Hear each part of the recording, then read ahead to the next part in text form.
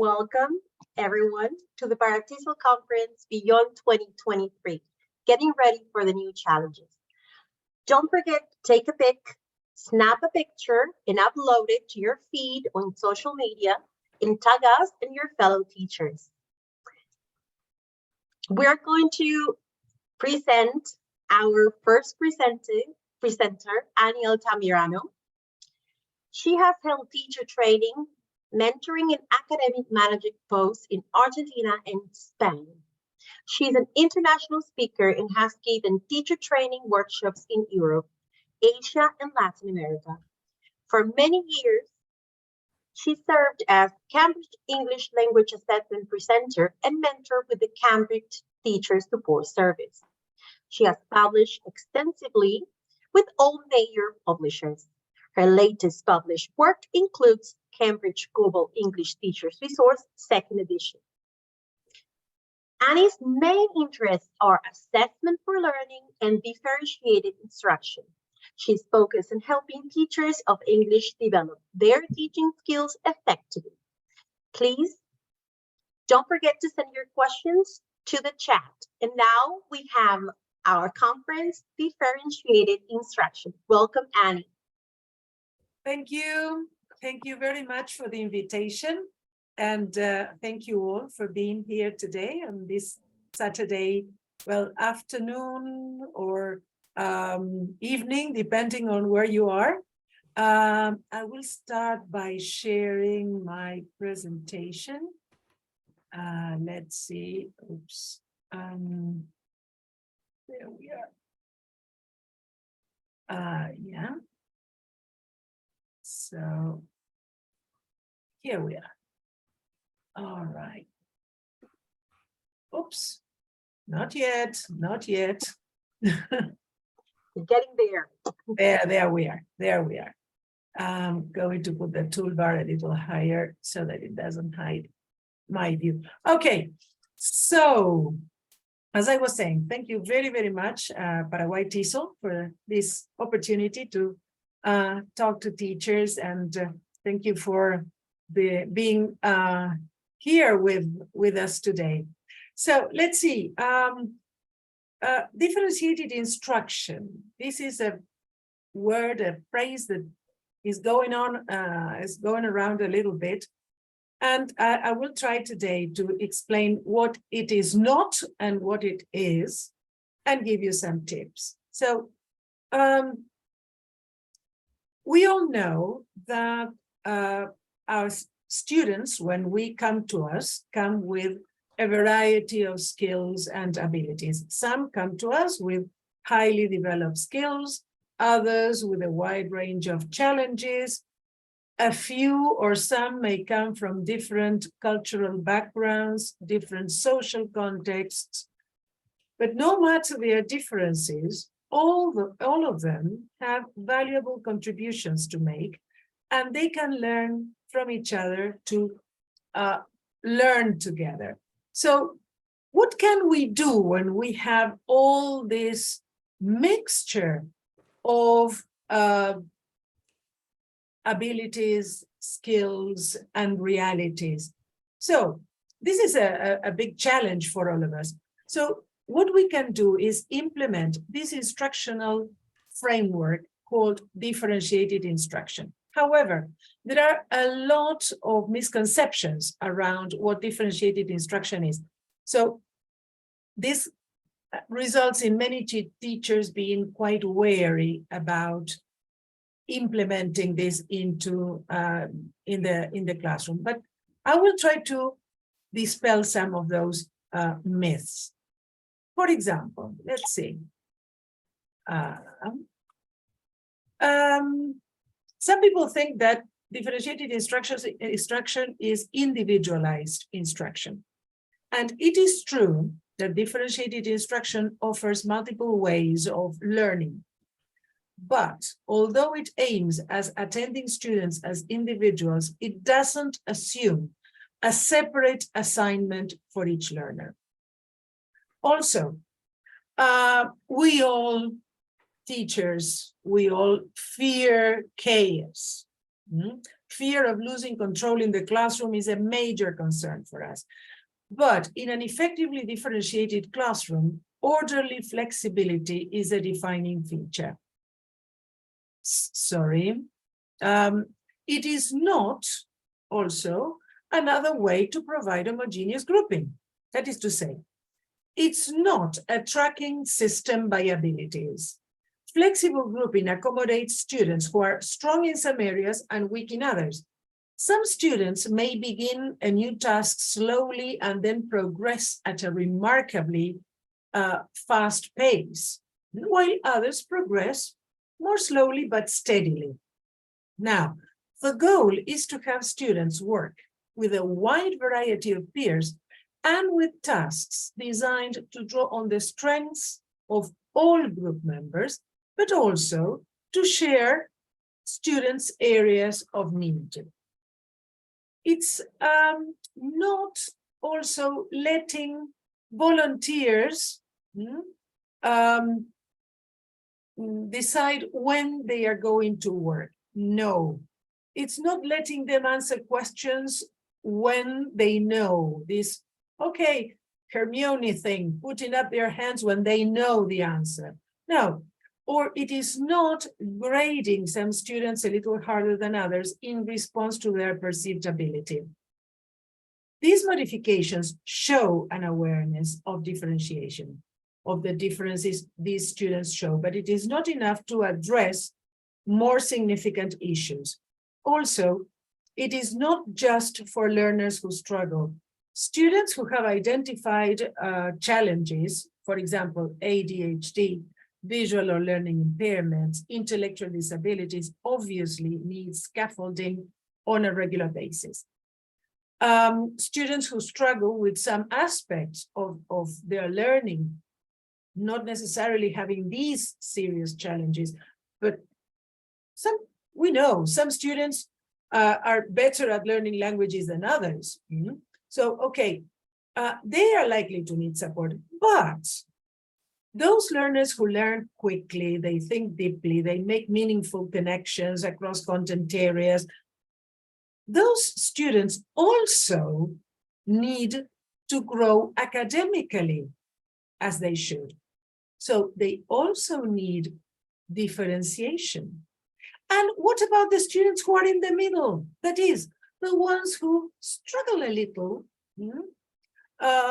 moderately, who are good in some parts of the lesson, but not that good in others, they also need support. So let's see, what is differentiation? Differentiated instruction is challenging all learners at their level.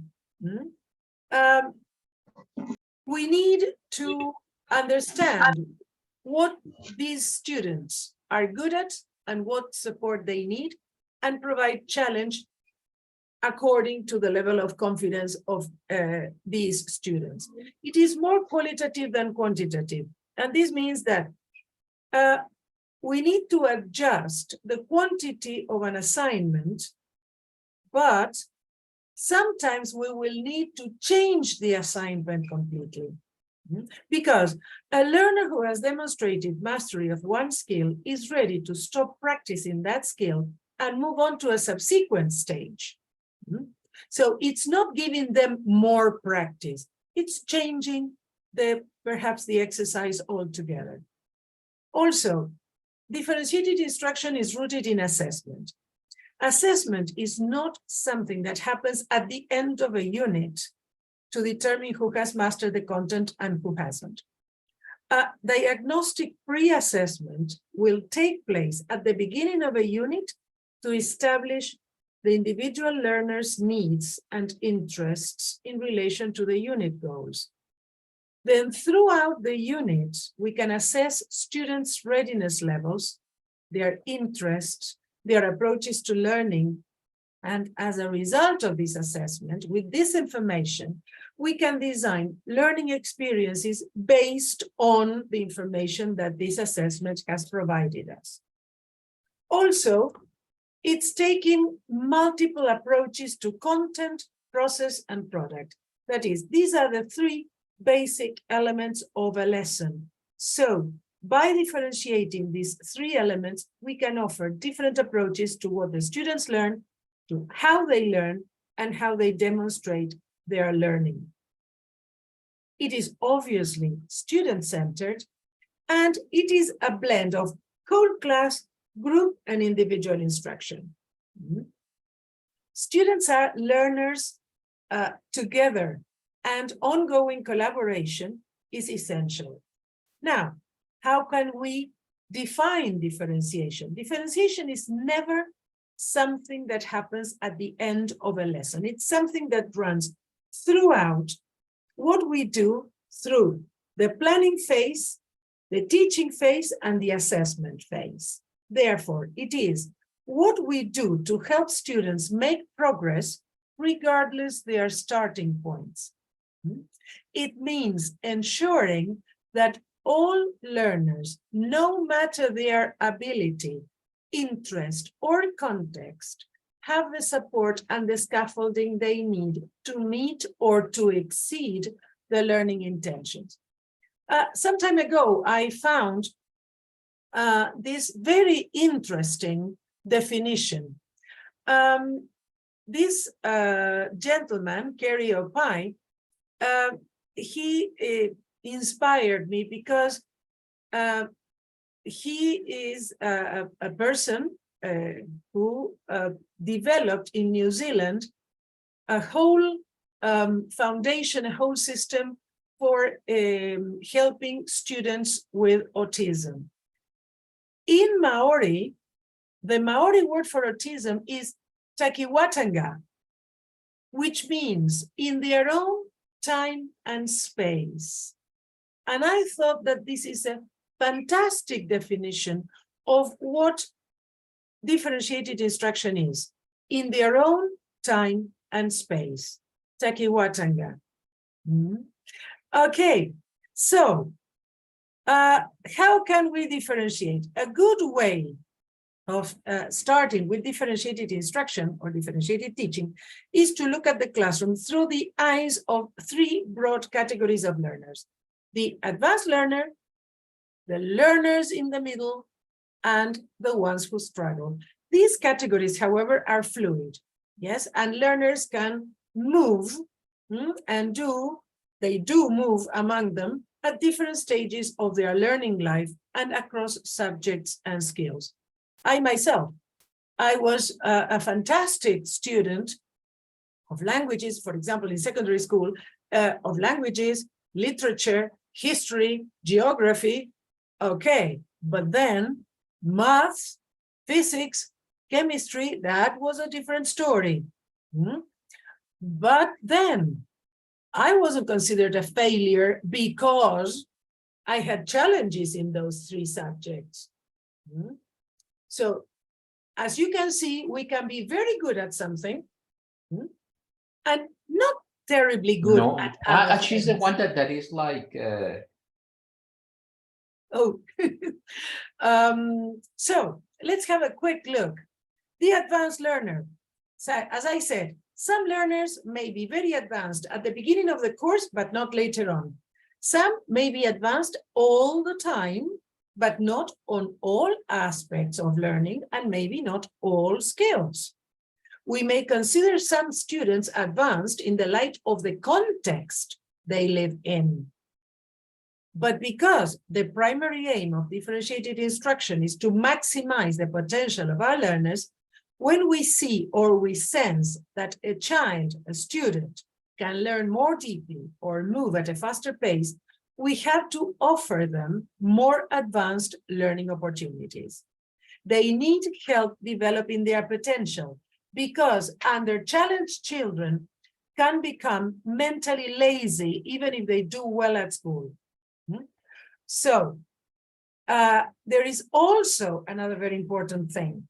Under-challenged learners may also fail to develop valuable life skills, study skills, and coping skills. There are lots of examples of students who get good grades without learning and without learning to work hard, learning to make sacrifices. And when they are confronted with the need to study hard or to persist in spite of uncertainty or in spite of difficulties, they become resentful or frustrated and think that they are no good. So they can also develop a sense of self-efficacy, which comes from trying hard.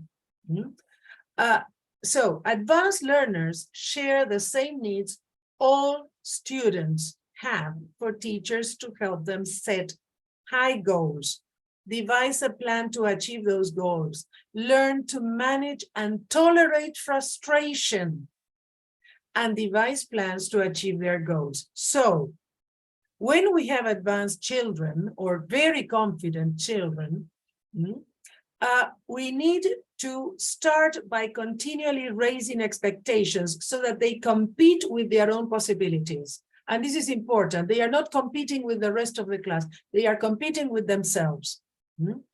Also, we need to increase support to match the ceilings of expectations. When tasks are appropriately challenging, these children will need support and scaffolding just like the others. Also, emphasize pride in quality work and satisfaction in struggling. Establish an ethics of excellence. Also help children to know how to achieve quality. Teach them that finishing first doesn't mean they have done quality work, and teach them what quality work and excellence mean. And balance rigor and joy in learning. Make sure that they find pleasure in what they are learning. Otherwise, they will not persist in their efforts. Then we have the struggling learner. Now, I don't like labels because labels are tricky with struggling learners. And there are some that have clearly negative connotations. For example, the slow learner. There is a connotation of being lazy, while many of them are not. They work hard, they work conscientiously, but still they struggle. Or sometimes we talk about students who are at risk students, which overlooks the part of these children that may be at promise. Now, just like the advanced learner, the profile of a struggling learner may shift from time to time and across skills. And many of those learners are quite accomplished or proficient in talents that schools often treat as secondary, such as leadership or technical or manual ability. So what happens with these children? We should believe, and this applies, I think, to all learners, we should believe in the children's hidden capacities when they may not be immediately evident. We should teach with a growth mindset, that is to say, from the belief that our most basic abilities are only a starting point, and that dedication and sustained effort can greatly extend those basic abilities. Also, look for the struggling learners' positives. All learners can do, all children can do something right. And it's important to find those things, affirm them in private and in front of peers. Sosa, in a very interesting work in 2011, says that students do better when they believe that the teacher is more committed to helping them than to catching them wrong. Also, remember that success brings success. Make sure that struggling learners spend some time every day doing things that are relevant to them and help them see themselves as powerful learners. And this is not lying to them, not at all. This is encouragement. Also, work for learning in context. Help them see how what they are learning is relevant to their everyday life.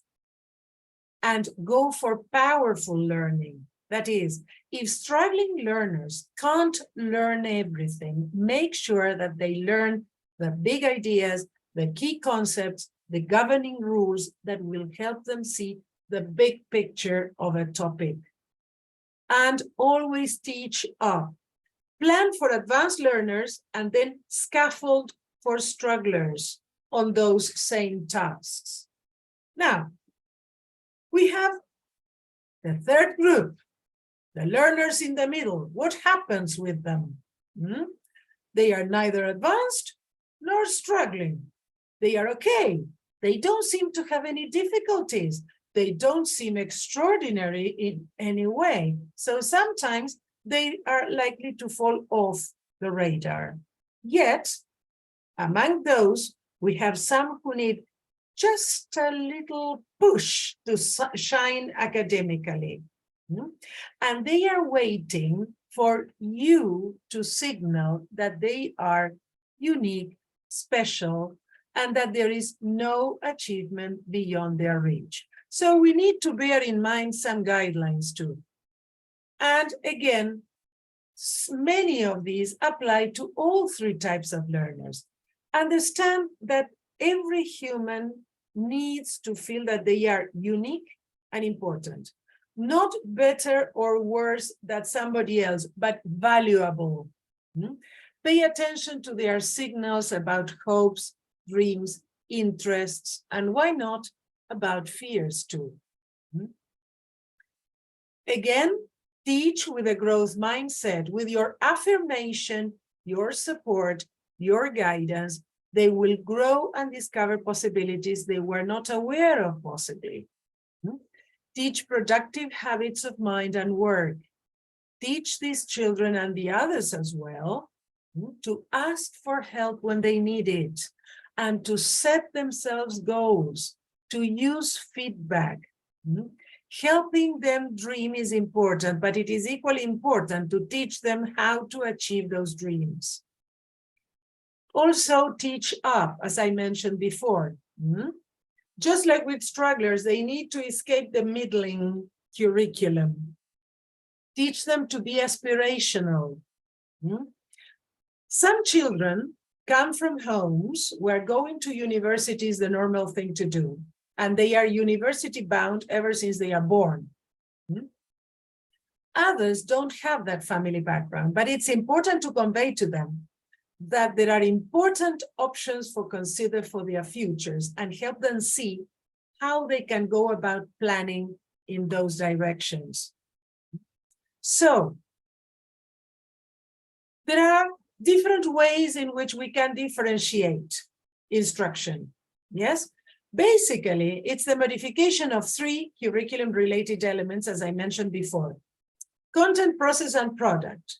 But we can also differentiate other elements in our lessons. We can differentiate questioning, we can differentiate grouping, we can differentiate planning, among other things. And sometimes we differentiate all of these things together. Now, let's see, how can we differentiate content? There are two ways to think about differentiating content. It's adapting what we teach or what we want the students to learn, or adapting how we give access to our students to what we teach or what we want them to learn. So the first thing we can do is differentiate by planning, is identify what content needs to be taught. And you can use something like this, for example, a form. This is something that just an example, you can create your own. You can use a form that helps you unpack a unit and make you see the unit in 6 different ways.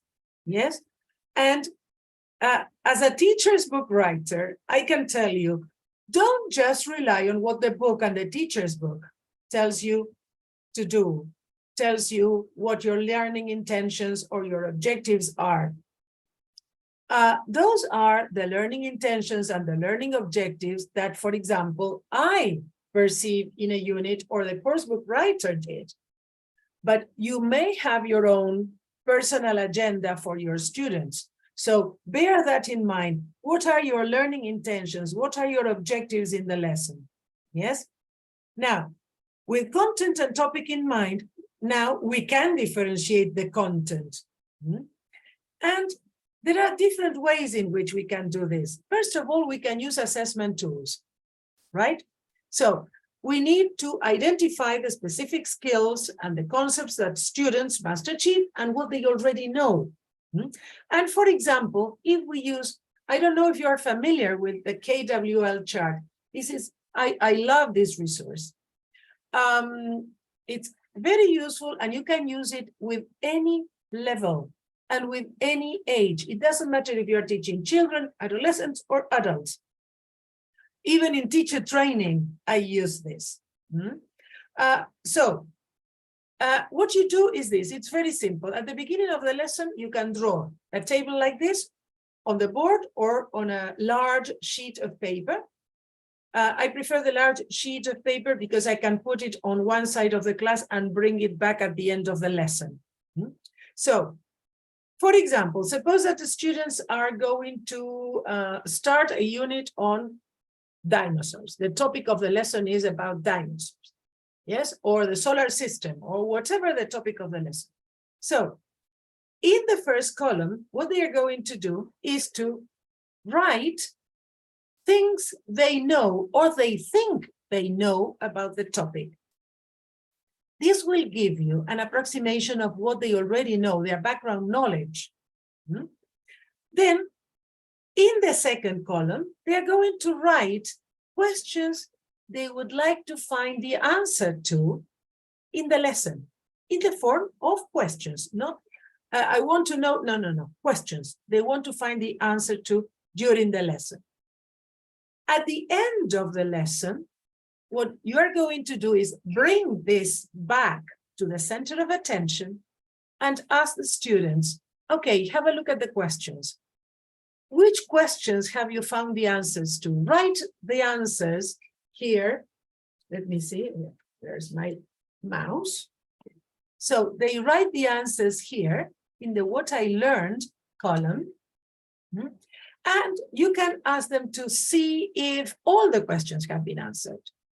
If they haven't answered all the questions, okay, let's see. Where can we find the answers to this? What do you think the answers are? And you can use these questions as follow-up for the lesson. You can start a project from that, right? You can also differentiate by giving the students choice. That is, you can use direct instruction, concrete examples, worksheets, graphic organizers. So differentiating it in this way requires the pre-assessment to identify the students who do not need direct instruction, for example. So these students can go straight to the application part of the unit. Also, you can give learners different resources at different levels of complexity. And this is very important towards the same learning outcome. The learning outcomes always stay the same for all the class. The road, let's say, is what is different. So you can present content in different modes or support systems. You can make it more accessible, for example, with apps, with websites, reading partners, audio recordings, video recordings.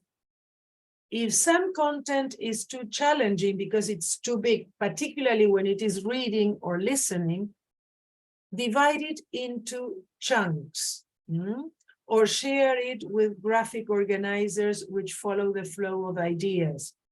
You can use worksheets that include open questions or tasks that will give the learners options to go about completing the work.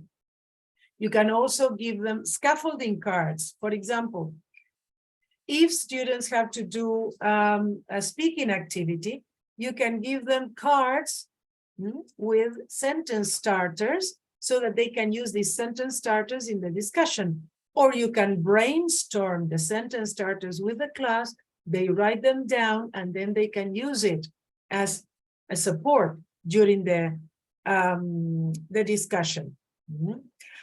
You can also change an exercise. This is particularly useful when you are doing listening activities. Sometimes a listening activity is listen and answer the questions. Sometimes this is challenging for some of the students. So instead of having them answer questions, have a true-false exercise, a multiple choice exercise, so they are still listening, they are still looking for the information, they are still exercising their listening skills, but they are having some additional support. Also, adapting texts. Yes, sometimes we think that we feel or we know that grade level texts are too simple for some students, but too complex for some others. So you can adapt these texts by using, for example, online tools. I'm going to show you in a minute. Well, as I said, using graphic organizers. For example, sometimes we feel that a text is too simple or too complex. All right. So what you can do is use these free online tools in order to change the vocabulary. You copy the text, you paste it in the tool, and the tool will give you options and more advanced possibilities of vocabulary. Another thing that is going around now, and I have found particularly useful, is ChatGPT.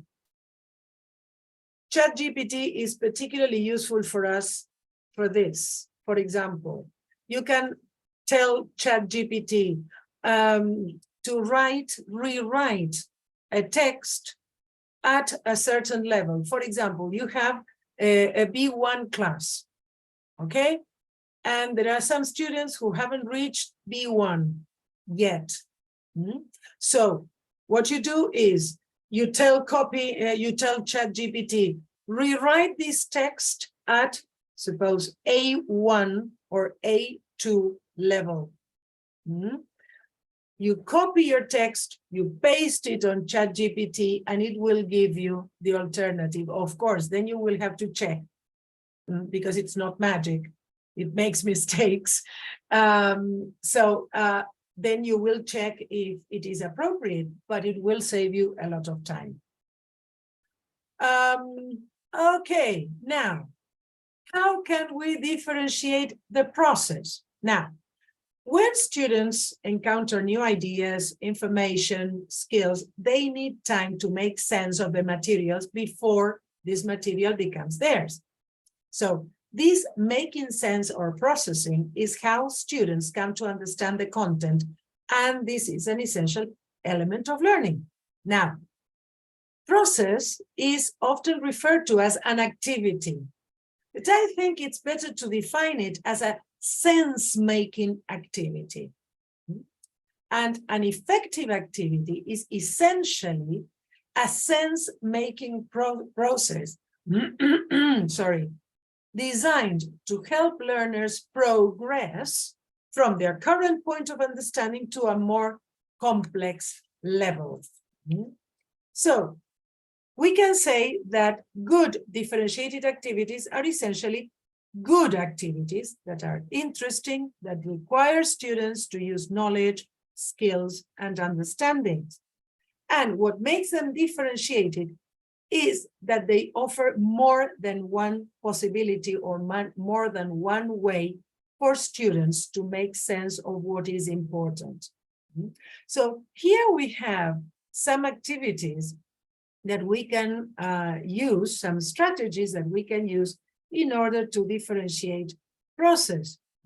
Of course, I don't have enough time to go through all the list, but I will show you at least one. For example, this inquiry board, I found this on the internet, and I thought it was lovely because it's a very good example of an inquiry board, a themed inquiry board. Now, what is an inquiry board or a learning menu?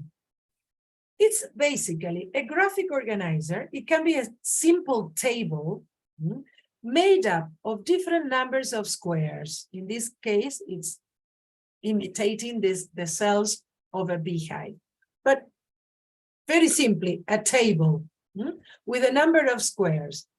In each square, you put an activity. These activities help students learn or practice a primary concept while allowing them a choice. Because students are told to choose one or more activities to complete. They can progress from one activity to the other in an agreed order or in any order they want. That's up to you to decide.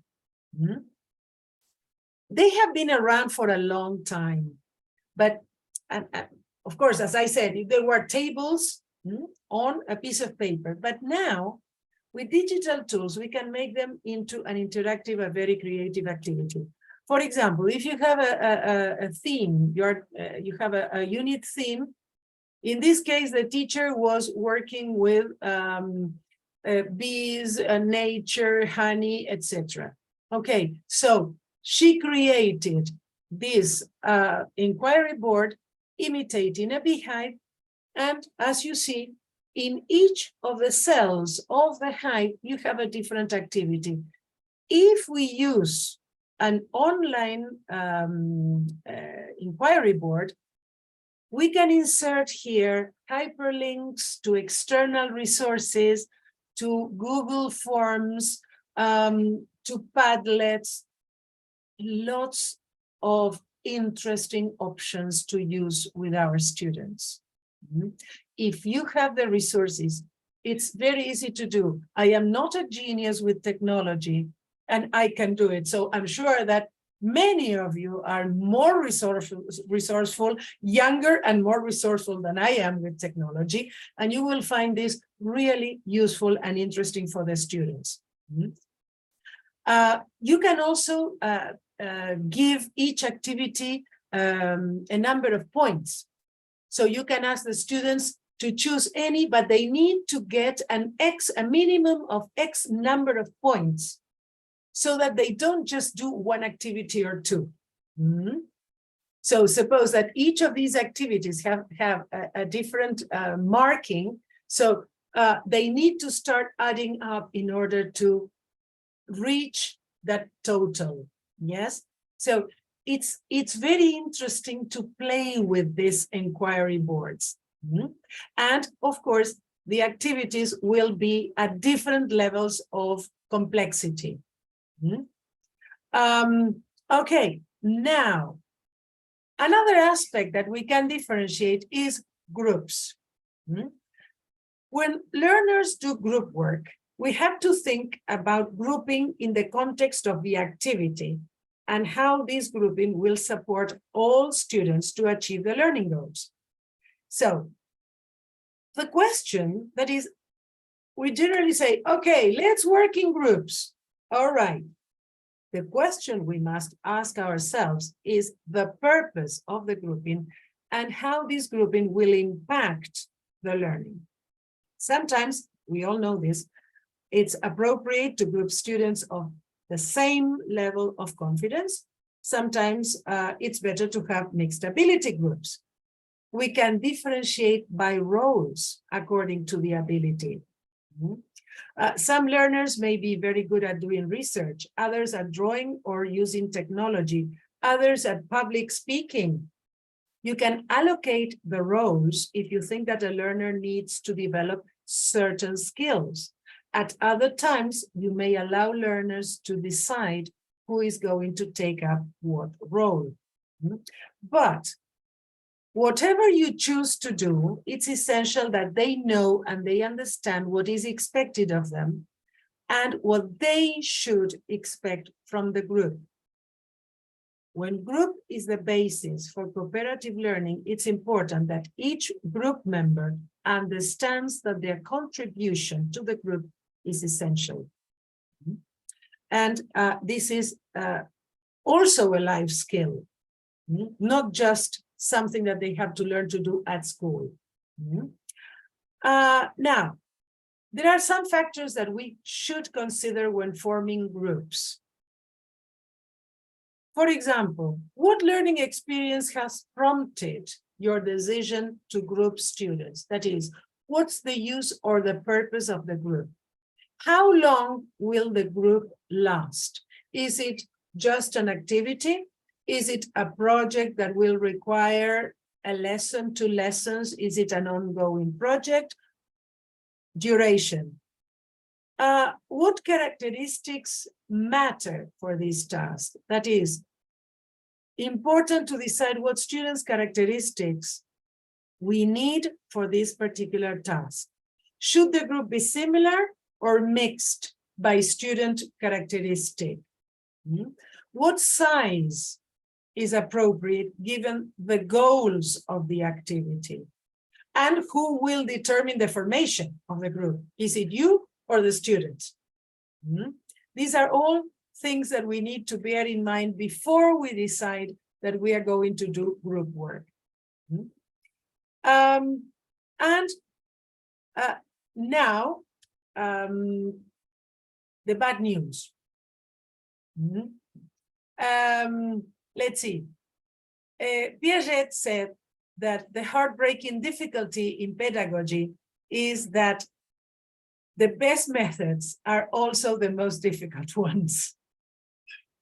So this is the bad news. Although managing a differentiated classroom is not easy, I know.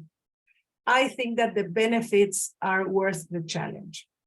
But although it is difficult, I will give you some tips. First of all, have a strong rationale for creating a differentiated classroom and share the rationale with the students and especially with the parents. Because sometimes the parents are more difficult than the students. So if you help them understand your point of view and your rationale, they will understand what you mean and they are likely to support you. Now, this is very important. Begin at a pace that is comfortable for you. I'm sure that many of you are already making adjustments in curriculum and in instruction to allow for learner differences in the classroom. And maybe with just a few additional touches, you will be ready to gradually move ahead to full differentiation. If you are not that confident, take small steps, one thing at a time. Select a few low preparation strategies and use them consistently throughout the year. And then choose 1 or 2 high preparation approaches per unit or per quarter and add them to your repertoire. But definitely, there is no need to differentiate everything in a lesson. And don't try to do it because you will be totally disappointed. You will be overwhelmed and you will give up.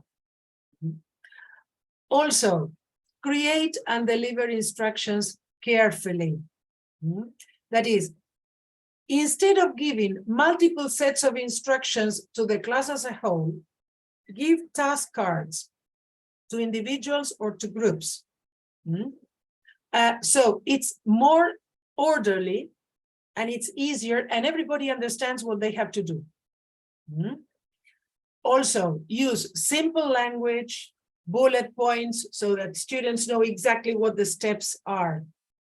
Also, have a plan for fast finishers and try to look for activities that don't feel as, okay, I finished quickly and I'm punished by having to do more work.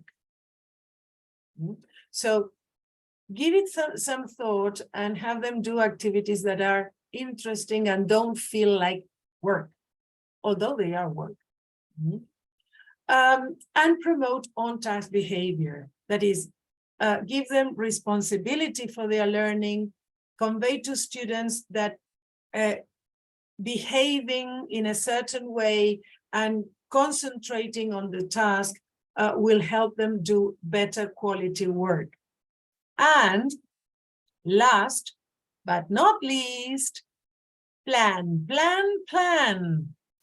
And share work with other colleagues that are teaching the same grades, the same years, the same forms, and work together. It's going to be easier for all of you. So, okay. So this is it. It was So, excellent. Thank you very much, Annie.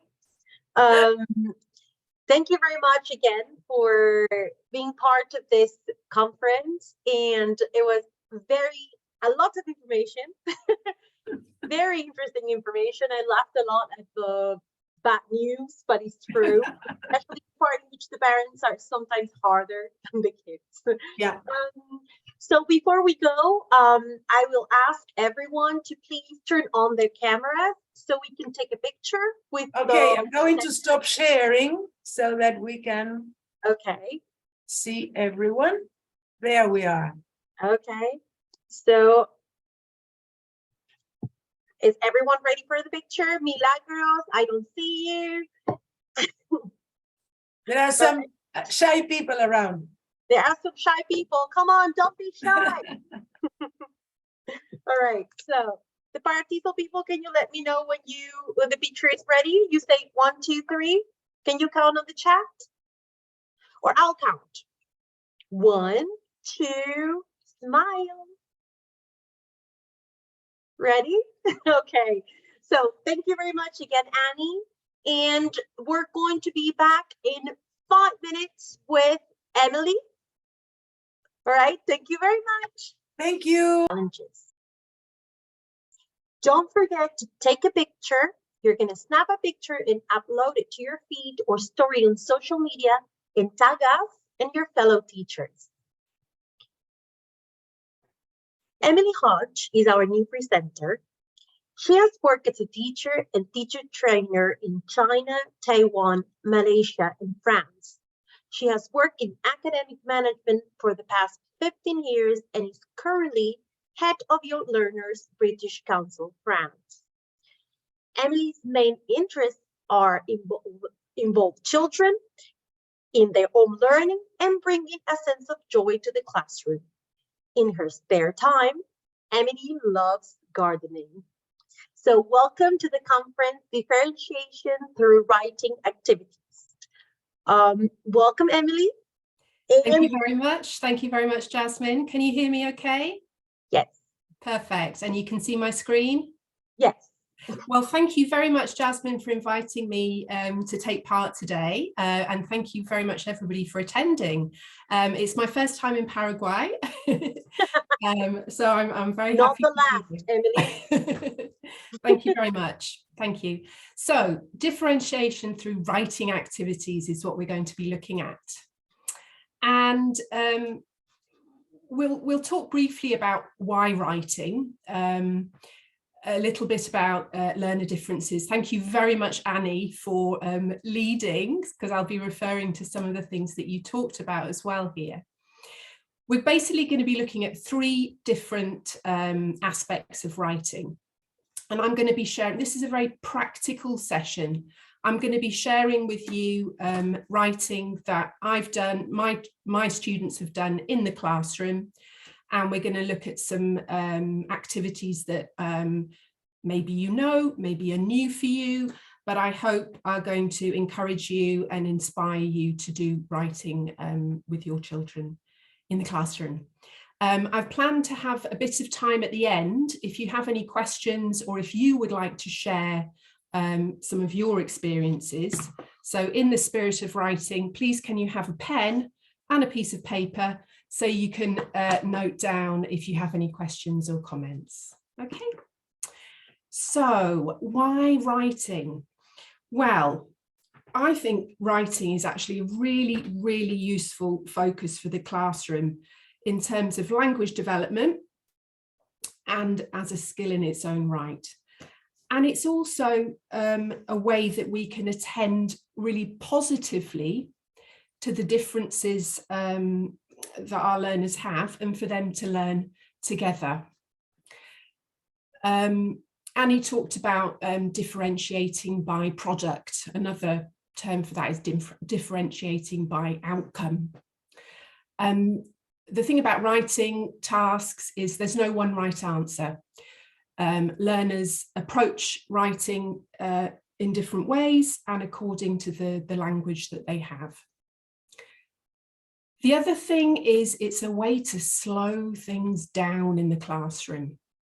Writing, I think, is best done over a series of lessons. And as Annie said, it's a question of planning that so that there's time for writing and drafting and reading and rereading. There's time for you to actually assess what the students have done and plan for what kind of support different learners are going to need.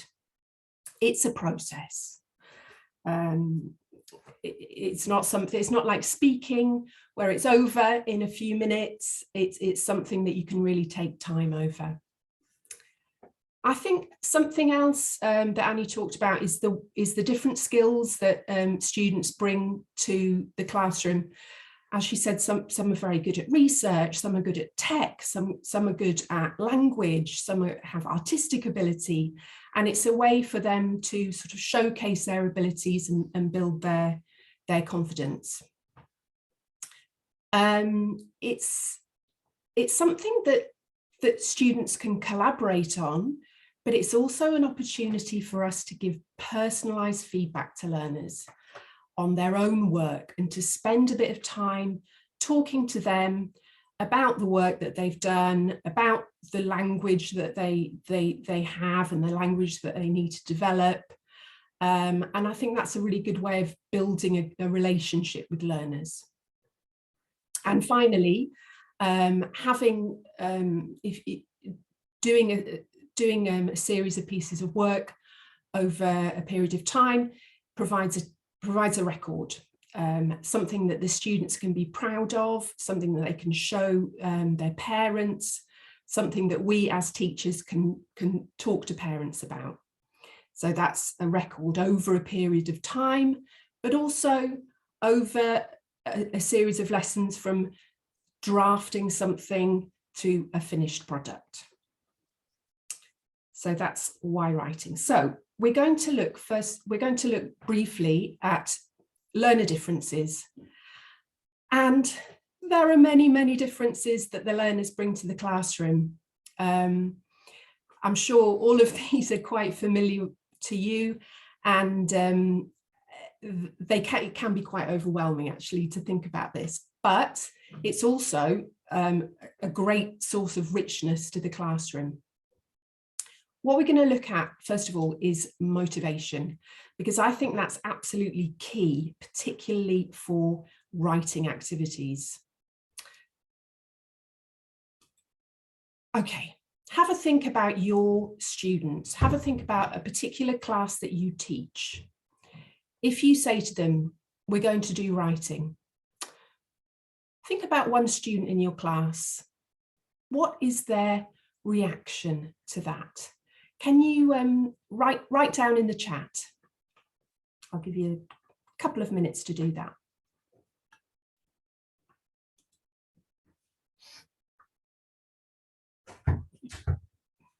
Oh no. Very much depends on the student. Think about one particular student. How would they react to that?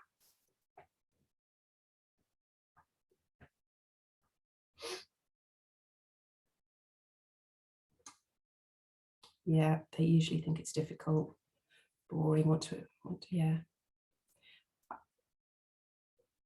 Yeah.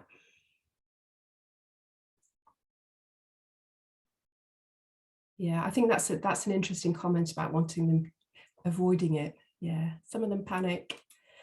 Yes, that's very much what I experience in my classroom. That sounds hard. Oh no, I'm rubbish at writing. How can I avoid looking stupid? I can tell the teacher I haven't got a pen. I'll try that. But then on the other side, you've got some students who really, really like writing and think it's a great opportunity to, they much prefer it to speaking. So what is absolutely key, rather than saying we're going to do some writing, is motivating your students by giving them the outcome, what is going to be the finished product, rather than the process. So I'm going to show you some writing tasks that I've done with my learners. So working on a competition, first of all. This is something that we've done for a couple of years now, actually, and it's a kind of a whole school project, which is a book review competition. And the really key thing about this for the learners, I think you can probably guess, is you win a prize. And also we're going to get our students work published in a little booklet as well. So it's really quite motivating for them. And what we tell our students is, we're going to help you with this so you have a good chance of winning.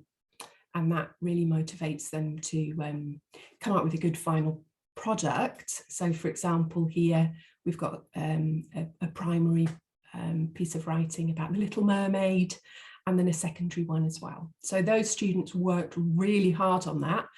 I can tell you they were not the best writers, but they really, really worked hard on that project. Something else we do at, we have been doing at the British Council for a while, is actually doing an exchange, a little bit like a pen friend. So we connect with students in another centre, in another country, and do some kind of exchange project. So my students, for example, wrote some questions to some students in Spain.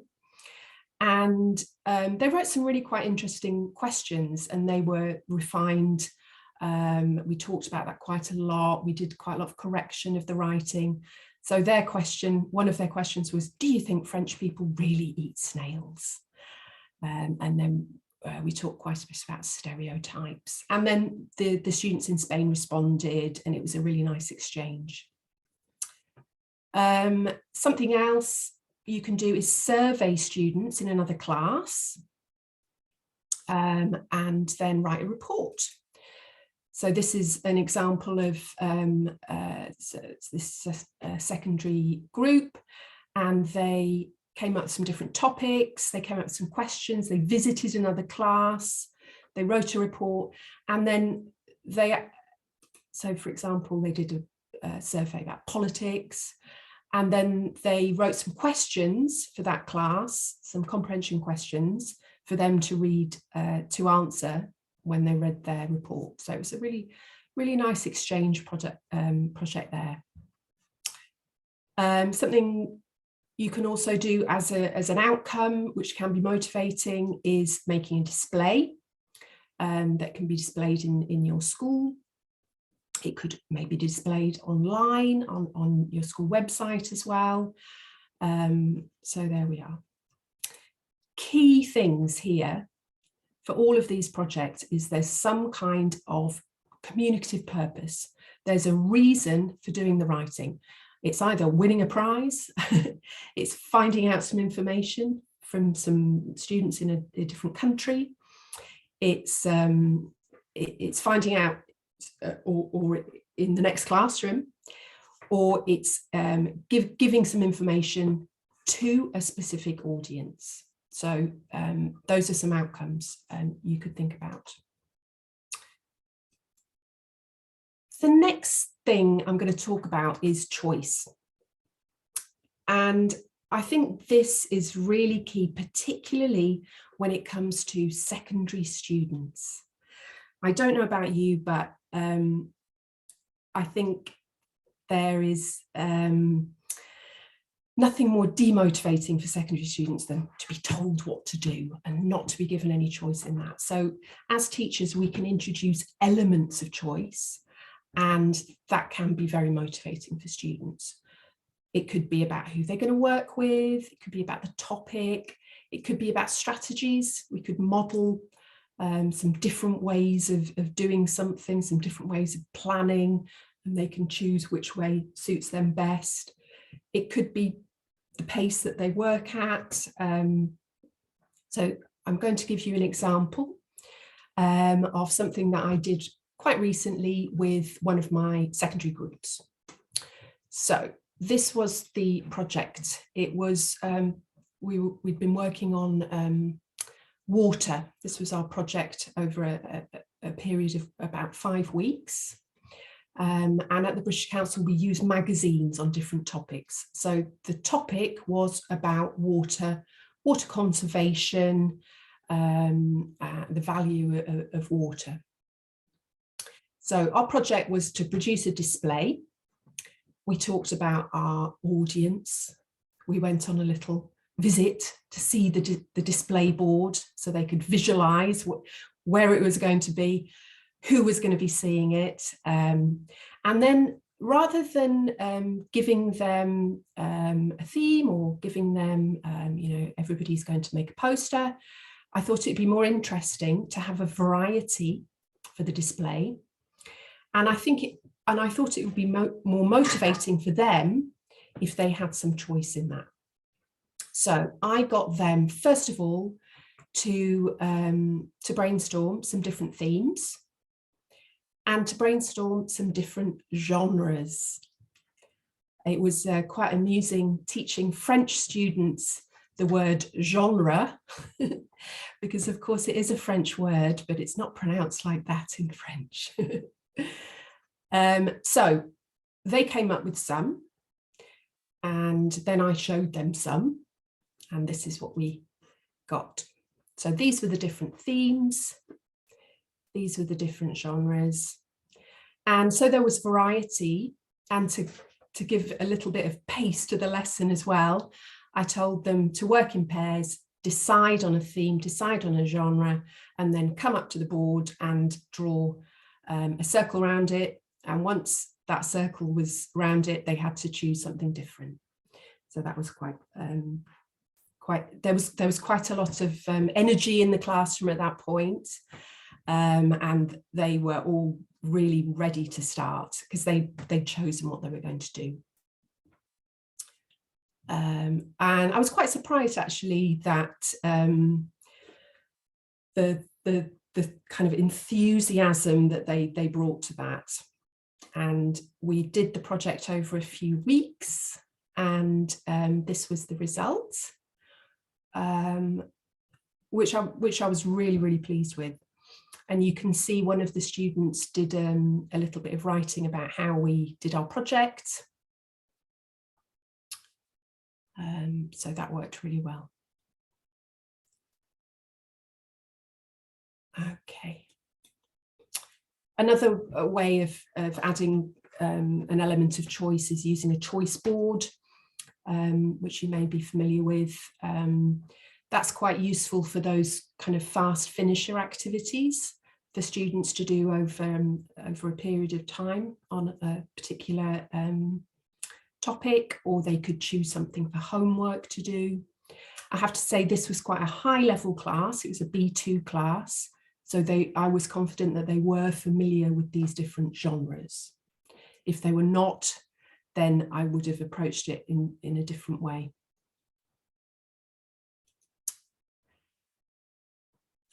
So the third thing I want to talk about is the process. And I think it's quite useful to get learners involved in thinking about the process as well. So what I would usually do if I'm doing some writing is give them these different stages and get them to put them in order. Get them to think about how long each one is going to take, get them to think about if it's pairs or individual work, have that up on the board, and then so we can talk about what we're going to be doing. So, first of all, generating ideas.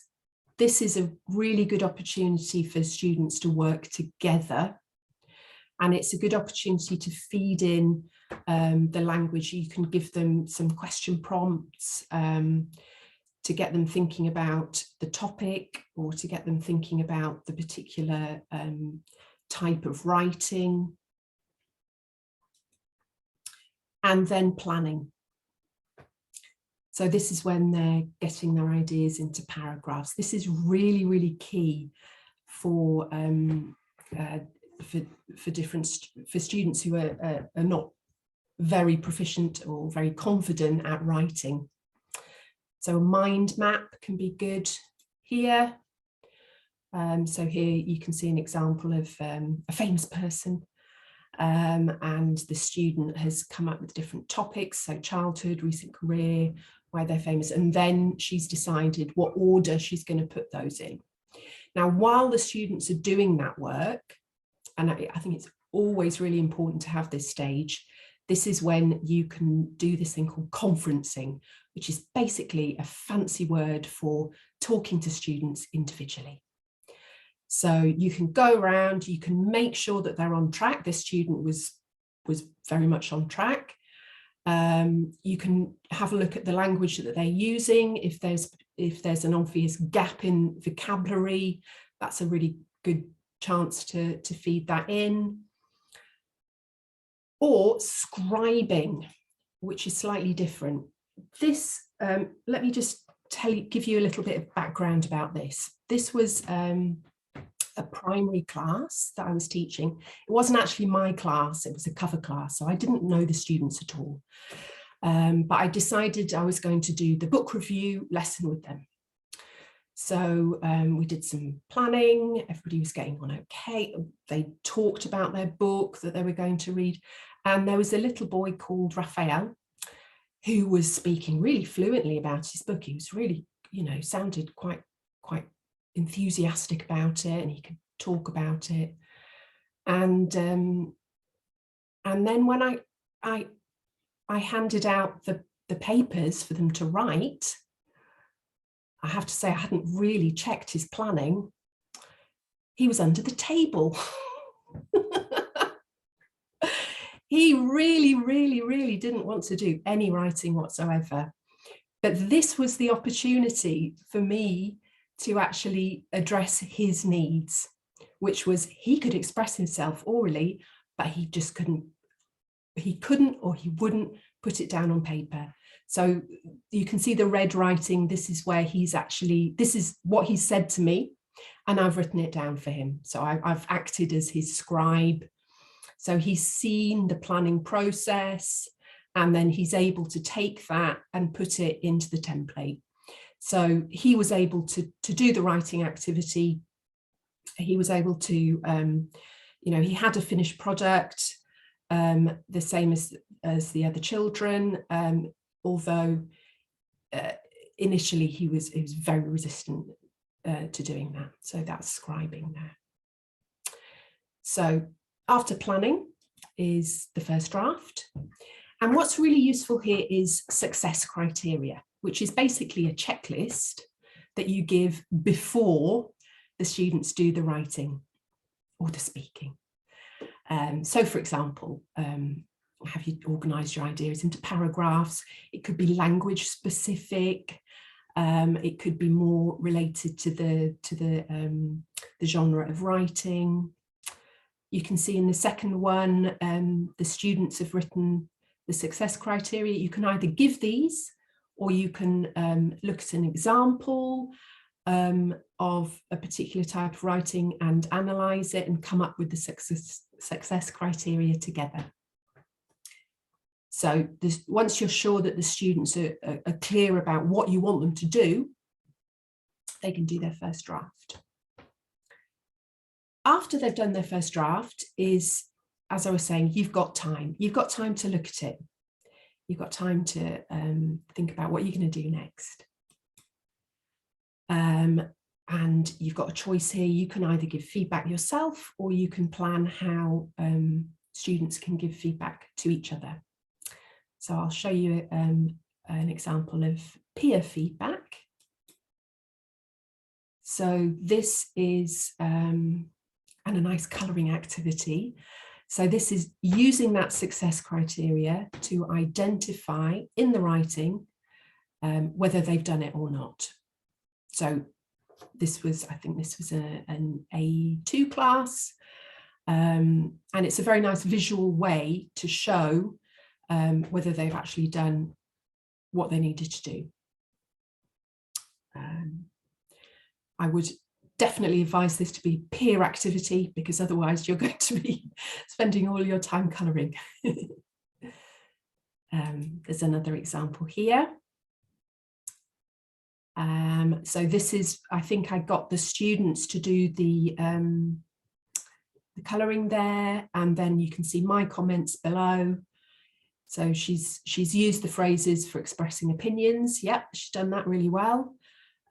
She's used some linkers there, but she hasn't used present perfect, which was one of the, this particular writing was a little vehicle for using the present perfect, but she hasn't done that yet quite. So that indicates to me that I need to do some conferencing with her about the present perfect. Maybe she hasn't quite got that yet. You can also see some marking on the writing there, and that's using a correction code. This is a very simple way of giving feedback to learners, but making them active in the editing process. Can I interrupt, Emily? Sure. Can I ask a question? I'm sorry. Sure. I know I have to wait. No problem. Okay, so you have done the correction in the correction code after the peer has done the correction, right? Yeah. Okay. Yeah. In this particular case. In other cases, I could just take the first draft and use a correction code. The colouring is not. It's just one technique. Correction code is a different technique. Because I was wondering about the specific grammar mistakes that the peers cannot correct, and then there is where we go and we do that. Absolutely, yeah. Yeah, and you'll see actually that I have corrected some things, and some things I've used the correction code.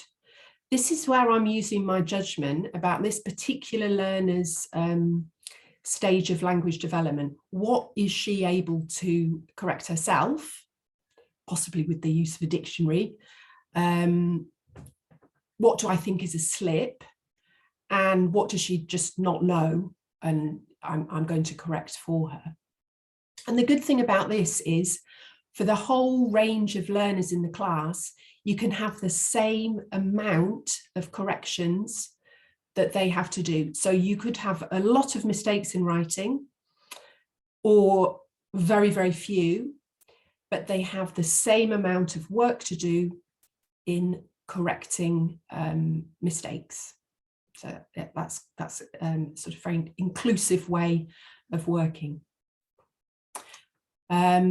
You're probably familiar with the correction code, but here are some just very simple symbols that I use. So SB spelling, wrong word, and if it's a wrong word, then I usually indicate how many letters, or you can see there, it depends. I've given her quite a few clues there because I didn't think she knew that word. So word order, punctuation, T for tense, VF verb form, missing word, in which case I would definitely indicate how many letters are missing. And sometimes it's just a question mark. I really don't know what you mean here. So give learners time in the class to do that. I always say to them, do it in a different colour, and that's a chance for you to go around and check, and definitely check any question marks as well. So that's the revising and reflecting. And then we have the second draft. As I say, this is, give them time for them to do this in class, the editing part, a second draft, and then presenting. This could be a gallery in the classroom. It could be putting everybody's work up and then going round with a specific task. It could be a comprehension task, or it could be decide which one is the funniest, which one is the most unbelievable. It could be which one is true, which one is false. So there's some kind of, as I said, communicative purpose to the writing. It could be a display, in which case it's also quite nice to have some kind of comprehension questions there to involve the audience as well, or booklets, publishing, and as I said, comprehension questions. It's a really, really good idea, as Annie said, to try and collaborate on this. work with other teachers, you know, work with the teacher next door to you or in the next town or the next country, because it does provide a communication gap for that can be filled through writing. Okay. Here is a recap of what I've talked about. So what I would like you to do is add any questions that you have about any of this, or any ideas that you have about writing that have worked for you.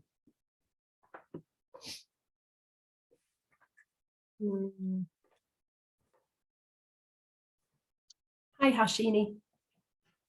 Do you want to unmute? I'm trying. Hi. Hello. Hi there. I love what you're showing. I do have a question following through what Annie said earlier about the bright students being a bit lazy and not challenged enough. So my question is about the element of choice. When you showed us a graphic where you had given different choices for students to choose what exactly they want to write, you could have students that pick up the easier ones to do, even though you know that they have a capacity to do much more. So in this case, how would you encourage your students to pick the choices that are more appropriate to their level and their ability? Yeah, that's a really good question. One way I did that was making sure that once one had been chosen, it couldn't be chosen by anybody else, because I realized that otherwise everybody would do a poster. But I think it's also through talking to the students when they're at the planning and the drafting stage, and really trying to sort of push those stronger students. So for example, one of there was a couple of quite strong students who chose a letter, and initially they were going to write a letter to it was a kind of just a generic letter. So I talked to them about who they'd like to write to, and they ended up writing a letter to Greta Thunberg. So I said, why are you going to write to Greta Thunberg? So they said, well, because we think she's wrong about something.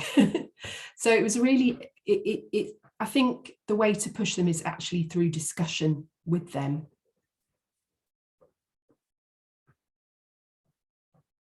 I am going to read Eliana's question. Yeah. To Emily. I assume these projects were done with native speakers. Is there anything you would add or do differently with students whose first language is not English? So maybe you want to clarify that? Absolutely. Sorry, I should have clarified that at the beginning. At the British Council, we teach students who are predominantly French. They come for 2 hours a week and they have a variety of levels. So the water project, that was with a B2 group. So it's quite high level, but they are EFL students. As I said, I was quite confident that they were familiar with those different genres. If it's a lower level class, then you really need to be looking at examples of particular type of writing so that they have a model. Thank you very much, Emily. And I have a question. So when scribing, and you gave the example of you scribing for another student, do you think that it could be possible to do it also with a student like student scribing? Maybe someone that would like write better, or versus someone that is more oral. What do you think about that? What is your opinion? Absolutely, I think that's a really good approach. I think the challenge I faced in this class was I didn't really know the students because it was a cover class. But if I knew the students better, then I would have paired this boy up and I would have made the planning stage a collaborative stage. Yeah. Eliana also says that what do you do when the students don't know the different genres yet?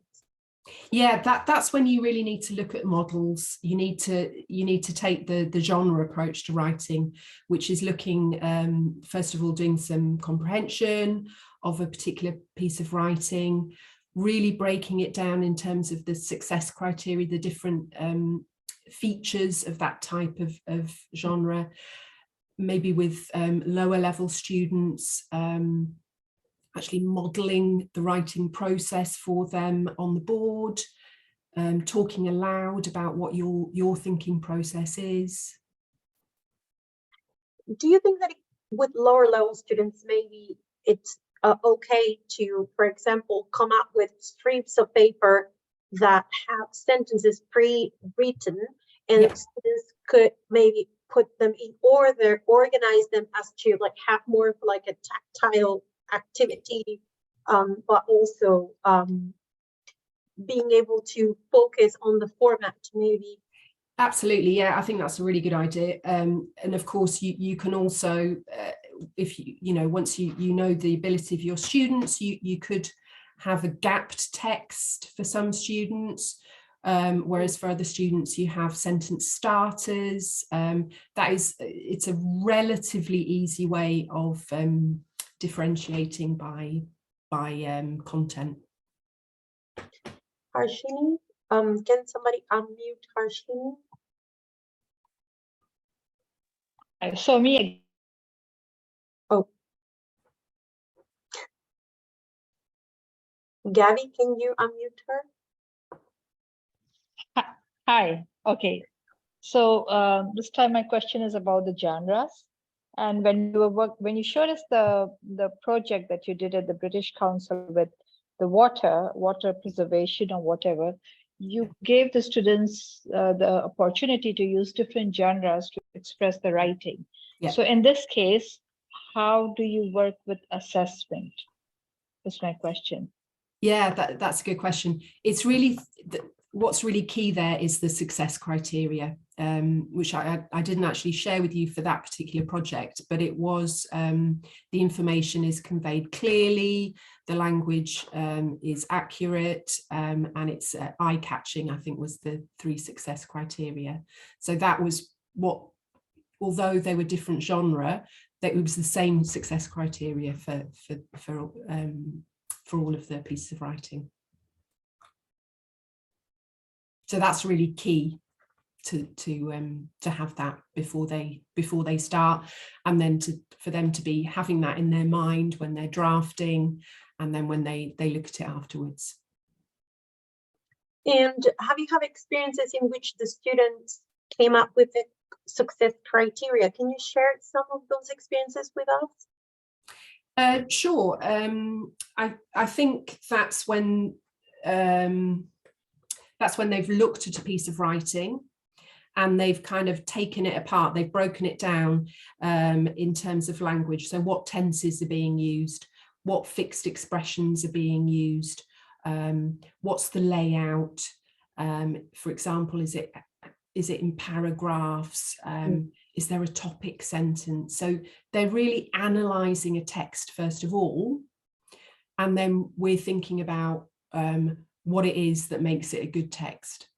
Another approach is actually giving them 2 texts, one which is the good model and one which isn't very good. And you say to them, which one is better, A or B? And they can say, you know, B is better. You say, okay, why? Oh. And that really forces them to think about what are the features of that text that make it successful. And then you can say, well, okay, great. Now we know what makes this kind of text successful. You know how to do it. You know the ingredients that are going to go into your own writing. All right. Thank you very much. That is very interesting. I don't know if anybody else has another question to share with us, or maybe we can just wrap up, if that's okay with you, Emily, or you want to add something else? No, I'd just like to underline what Annie said about planning and sharing, Yes. and have fun with writing. Yeah. we do share a lot. It is good to share your, it's, I have gotten so many incredible ideas from other teachers that I never thought of, that they wouldn't even cross my mind. And well, thank you very much, Emily. And Thank you. thank you for this wonderful conference. And we're gonna wait a few more minutes, and we're going to start in like 8 minutes with Laura for the next conference. Thank you very much. Wait a minute, I forgot something. Emily, come back. We forgot to take the picture. Okay, so if everyone can open their camera so we can take the picture. Let's see. I want to see everybody smiling. Okay, Harshini, I don't see you. I want to see you. All right. So I'm going to count till 3 and everybody can smile. 1, 2, 3. Welcome back. I am going to welcome the new people and just re-welcome the people that were here before to the ParaTESOL conference Beyond 2023, getting ready for the new challenges. Don't forget to snap a picture and upload it to your feed or story on social media and tag us at ParaTESOL and your fellow teachers. I am going to introduce our new presenter. Her name is Laura McWilliams. She is the coordinator of I can pronounce this, Laura. ParaTESOL. Thank you. Young Learners and Teenagers Thing, promoting teacher development worldwide. She also works for a global ELT organization as head of Young Learners for Egypt, Sudan, and Jordan. She's a Tilek and Delta local tutor and an experienced conference presenter, and her classroom interests involve the use of drama, extensive reading, and 21st century skills. So next is our conference, Brain-Based Learning by Laura McWilliams. Welcome, Laura. Thank you. All right, let me share my screen again, and hopefully it works again this time. As you can see, I've got 20 million things open. I always do because of the way my brain works. So yes, just to say, as the other presenters have, thank you so much for being invited to come and talk to everyone. There is nothing I love better than talking about teaching. This session might be a little bit less practical than Emily and Annie's, so I apologise for that in advance. This is really aimed to be more food for thought. I want to get you thinking sort of a bit more in the long term, reflecting on your practice, but there might be a few quick wins as well that you can take away and have a go with straight away. So what I'm hoping to do in today's session is that we'll take a very quick look at some of how the brain works and what we can learn from neuroscience. The caveat here is that I am not a neuroscientist. I am a teacher and an academic manager, but I just have an interest in how I can be a better teacher. And I think that understanding the brain can help me with that. This is where it's coming from. And yeah, I will think a little bit about how we can apply this information about the brain in our classrooms, focusing on our students being comfortable, ready to learn, and able to sort of retain information, to remember what we are teaching them more effectively. So I've got a question for you, and I'd like you to type your answers in the chat. If I asked you to describe the brain, to say the brain is like something, how would you finish that? What image, what object, what idea would you use as a metaphor for the brain? Can you type it in the chat? Let's see what people are saying. Elena, a computer. But better, okay. Anyone else with anything different? A cauliflower. Oh, because of how it looks, Emily. Okay, I get it. An engine. A file. These are some interesting suggestions. I like it. Mushy circuits. Oh, an empty jar. Okay. All right. I mean, this is actually really interesting. How we describe the brain impacts how we believe learning works. You know, there's actually sort of research and articles you can read that are dedicated to exploring the metaphors that people use for the brain. And I had money on the first one that somebody said was definitely going to be computer. So those of you who said computer, thank you. You've made me win my bet with myself. Obviously, this is quite a modern metaphor, you know, 30, 40 years ago, this wasn't what people were saying, but it is the most common metaphor people use nowadays because it's kind of the most complex piece of technology. It's the most complicated thing that we know of. You know, technology, computers, they do amazing things. So it's a natural choice.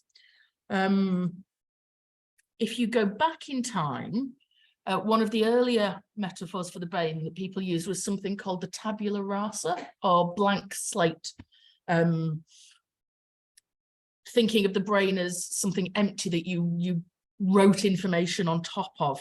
Charles Dickens used this kind of metaphor in David Copperfield, talking about looking into the blank of my infancy.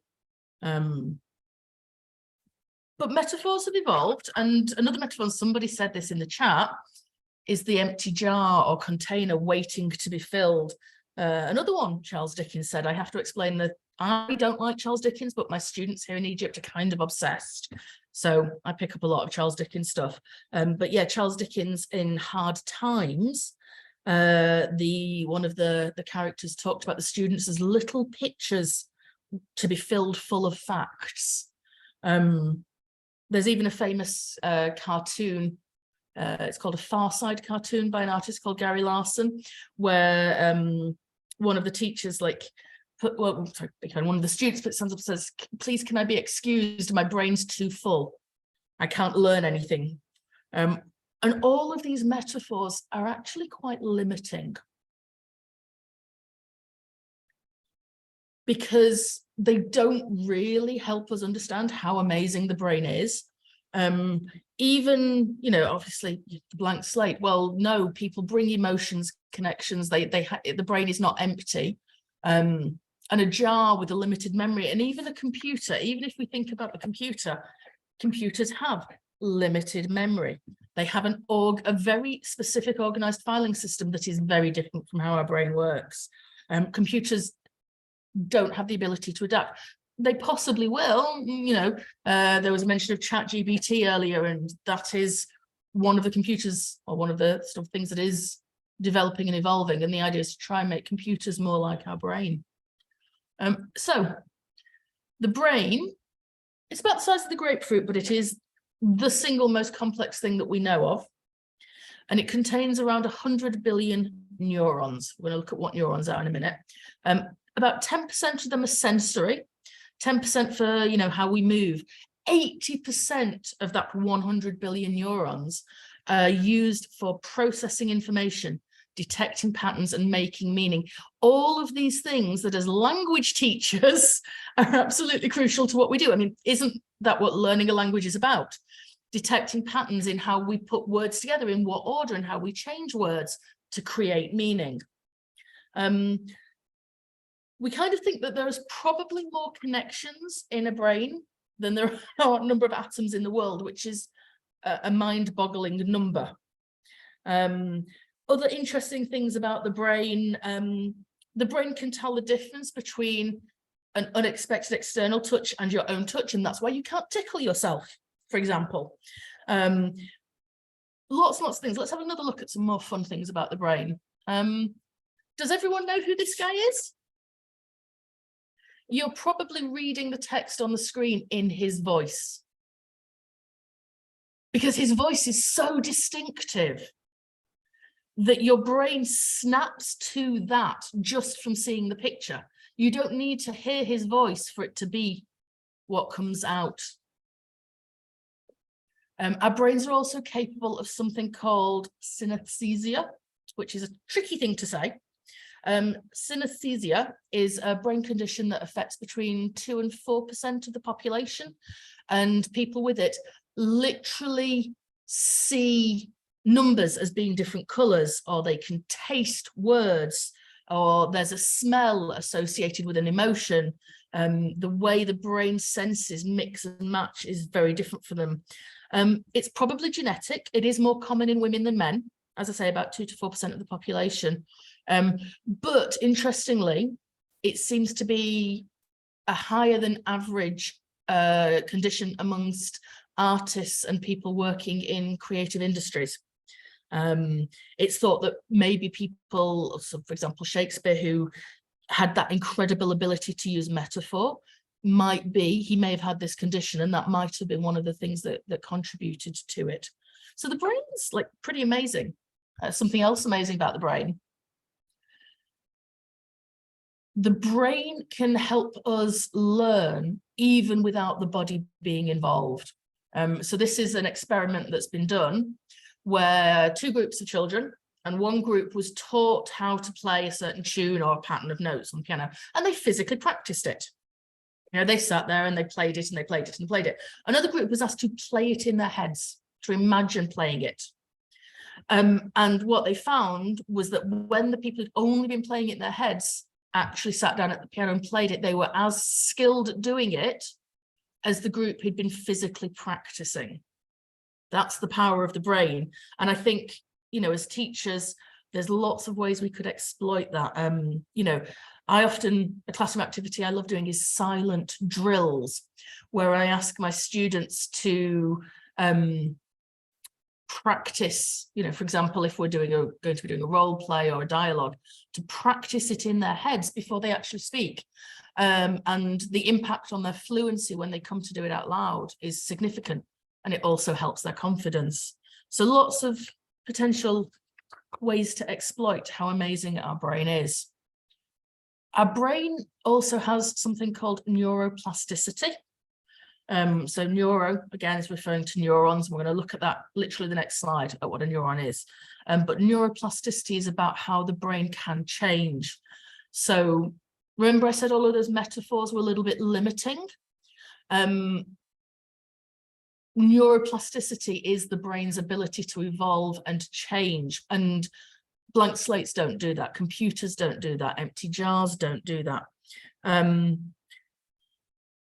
Early brain researchers used to believe that neurogenesis, that's the creation of new neurons, remember 100 billion of them in our brains, stopped at birth, but actually we found that that's not true, and that the brain can change, develop, grow, and they can also remap different functions. So stroke victims who can't speak can eventually recover the power of speech because the brain starts to use a different area of the brain for that function, which is kind of amazing, I think. So the brain, fantastic.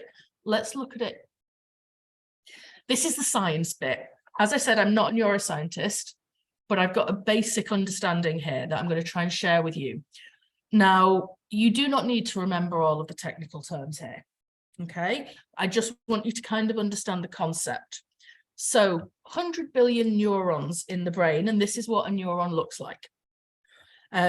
They are sort of tiny balls with long tentacles called axons and dendrites, okay? So you can see those, I hope, on the screen now. So they're like fibers. They're like the, you know, the sort of the strings that connect, and they send and receive the messages in your brain across little gaps. Those gaps are called the synaptic gap.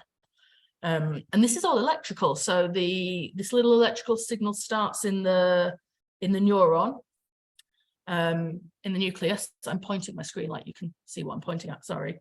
And it runs along the axon to the end, the axon terminal, and then it becomes a chemical to jump across that gap to link up to the dendrite of the next neuron in the chain.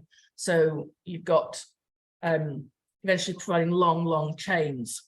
When we store and recall information, this movement along the chain is happening billions and billions of times. And over time, these connections and these chains become stronger and develop into what we call neural pathways. You've probably heard a lot of these words before.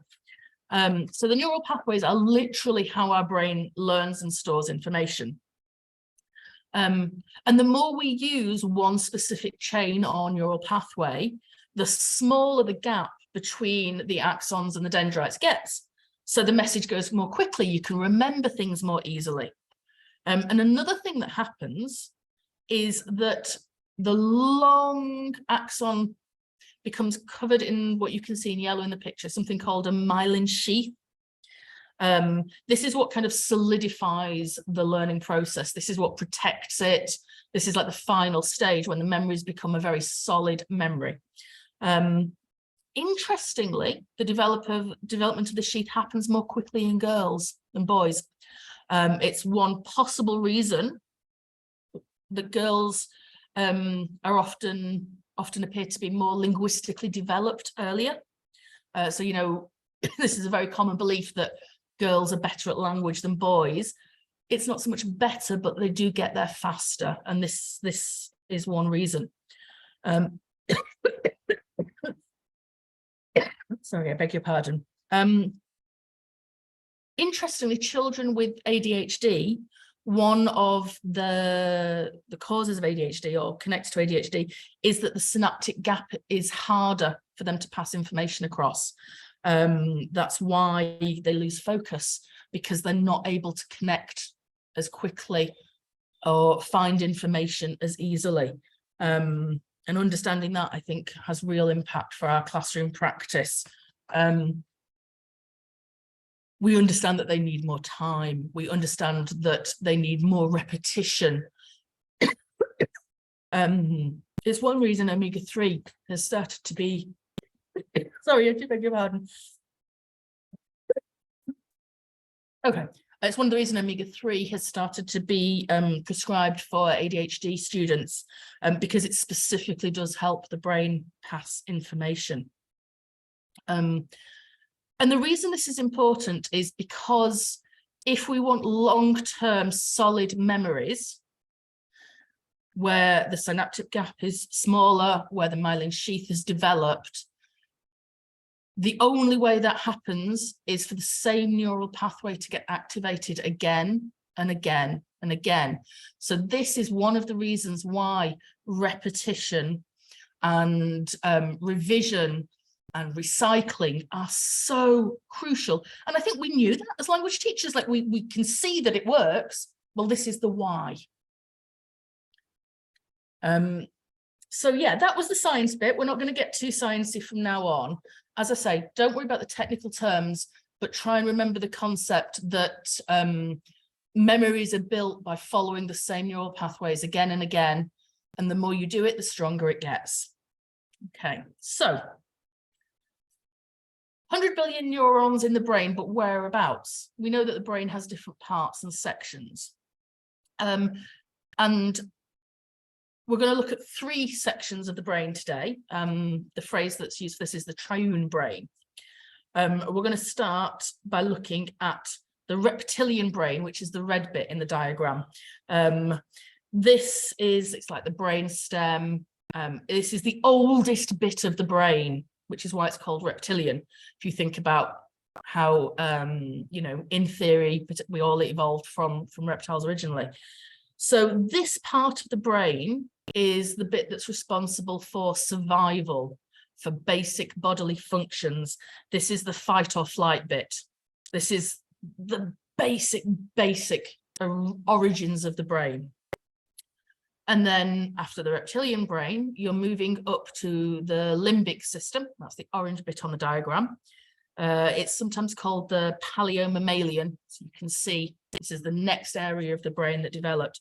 And this is responsible for emotions, our beliefs, our values. And it's also the bit that is most responsible for long-term memory.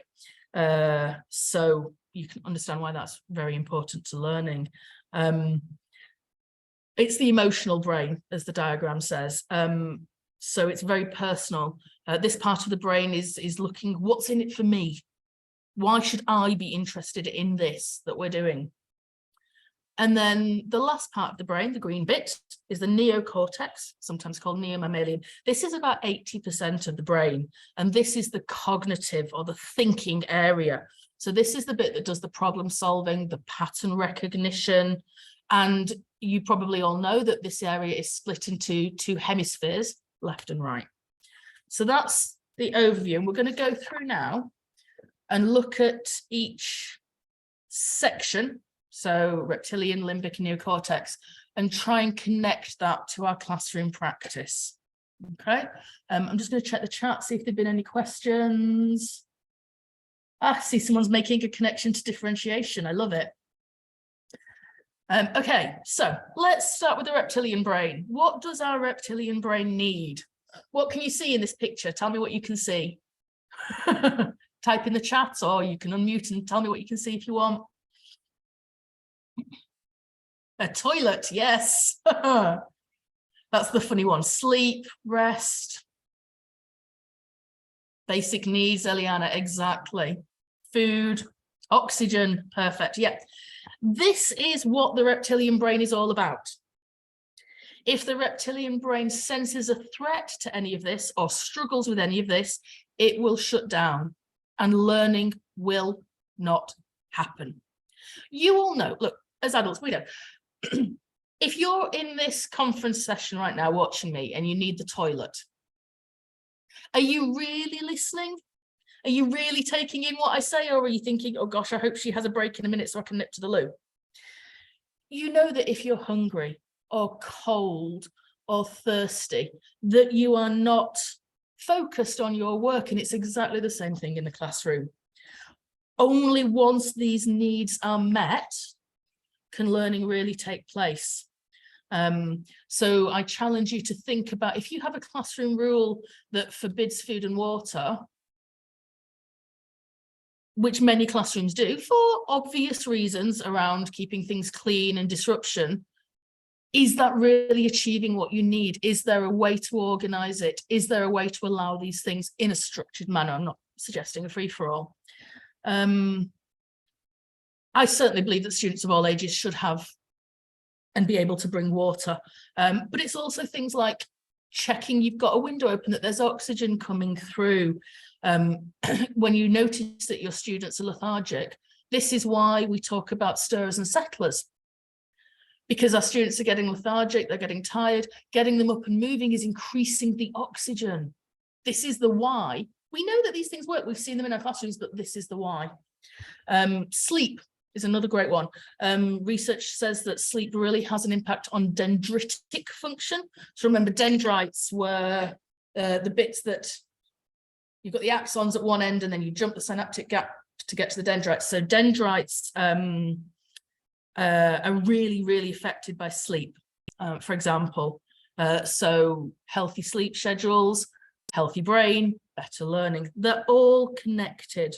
A lot of other things to do with the reptilian brain relate to sense of security.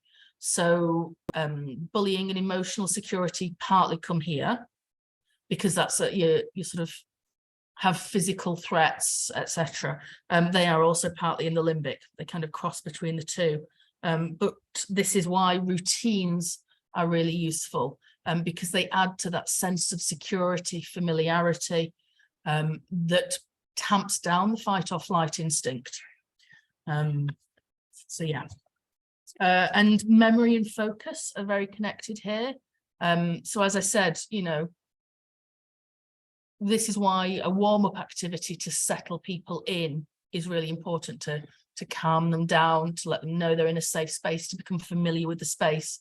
Brain breaks really important to get that oxygen, to get that change in focus, and review activities at the end. Again, they're all part of a good and healthy routine.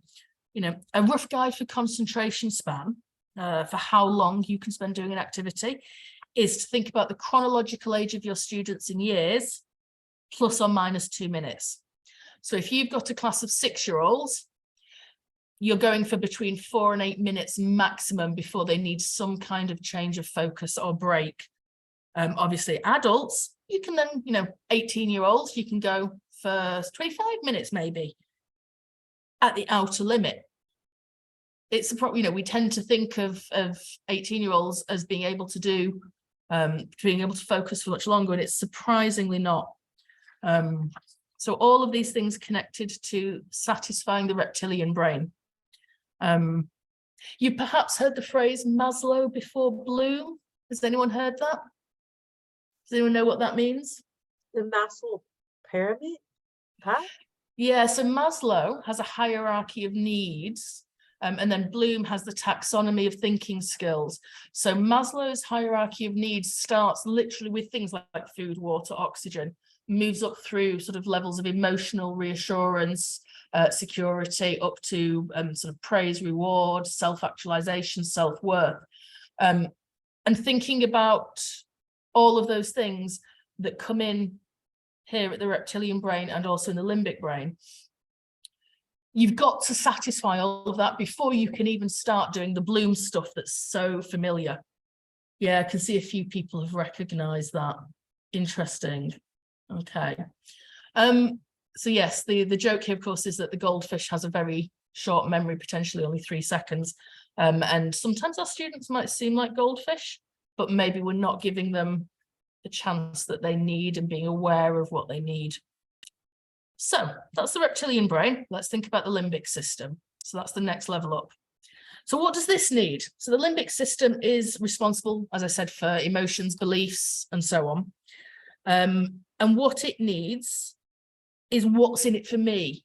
Why should I do this? What's the connection? What am I getting out of this? Why should I enjoy this? So the limbic system is why we try and make our activities engaging and enjoyable, why we try and build connections, and why we do praise, because that's rewarding our limbic system. And it's very interesting. You know, Emily showed the motivating outcomes. And, you know, you had the prize, do it writing to get a prize. Well, that's the reward being recognized here.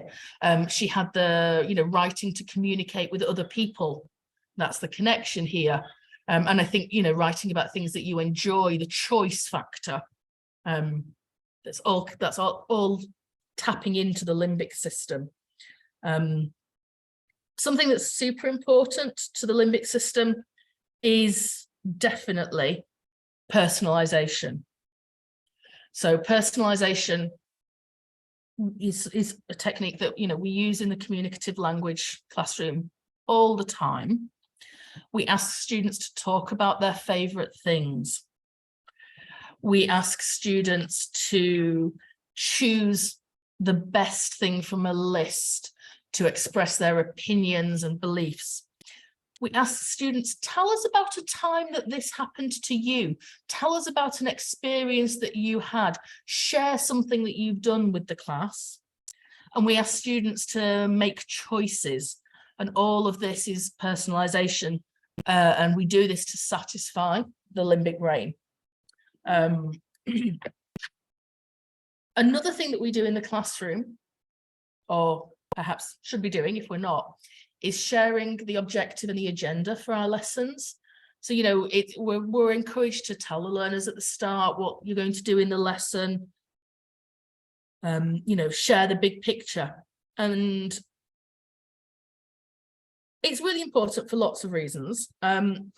Learning is maximized if we have a great filing system. And I liken this to doing a jigsaw. When you see all the puzzle pieces like this, you've got no idea what that picture is.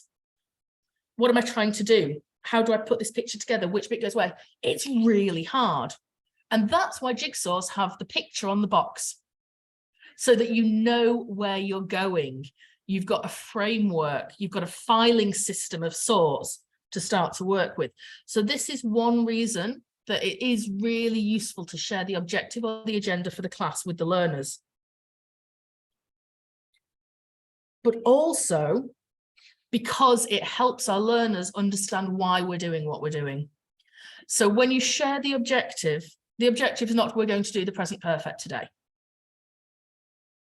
The objective is what we're going to learn, what we're going to be better at, to help connect to that limbic brain's need to know what's in it for me. Why am I doing this? You You probably saw on Emily's slide with the success criteria, she had present perfect as a success criteria, and that's fine because the present perfect is how we do this. But the objective is to to be better at writing letters, to be better at drafting persuasive emails. So, you know, like Annie, I was super bad at maths. Maths was not my best subject because when I had to learn algebra or trigonometry or calculus, I had no idea why I was learning this. I didn't know what's the point. I couldn't see when I would use this in the real world. And so I kind of disconnected and probably didn't put as much effort in.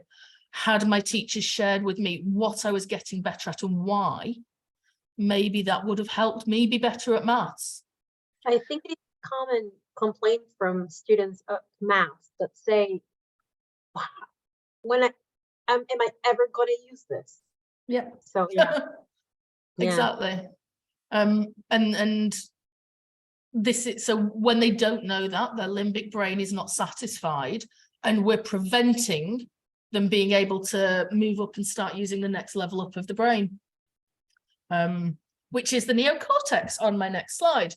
So as I said, and as I think most people know, the neocortex has two hemispheres. It has the left half of the brain and the right half of the brain.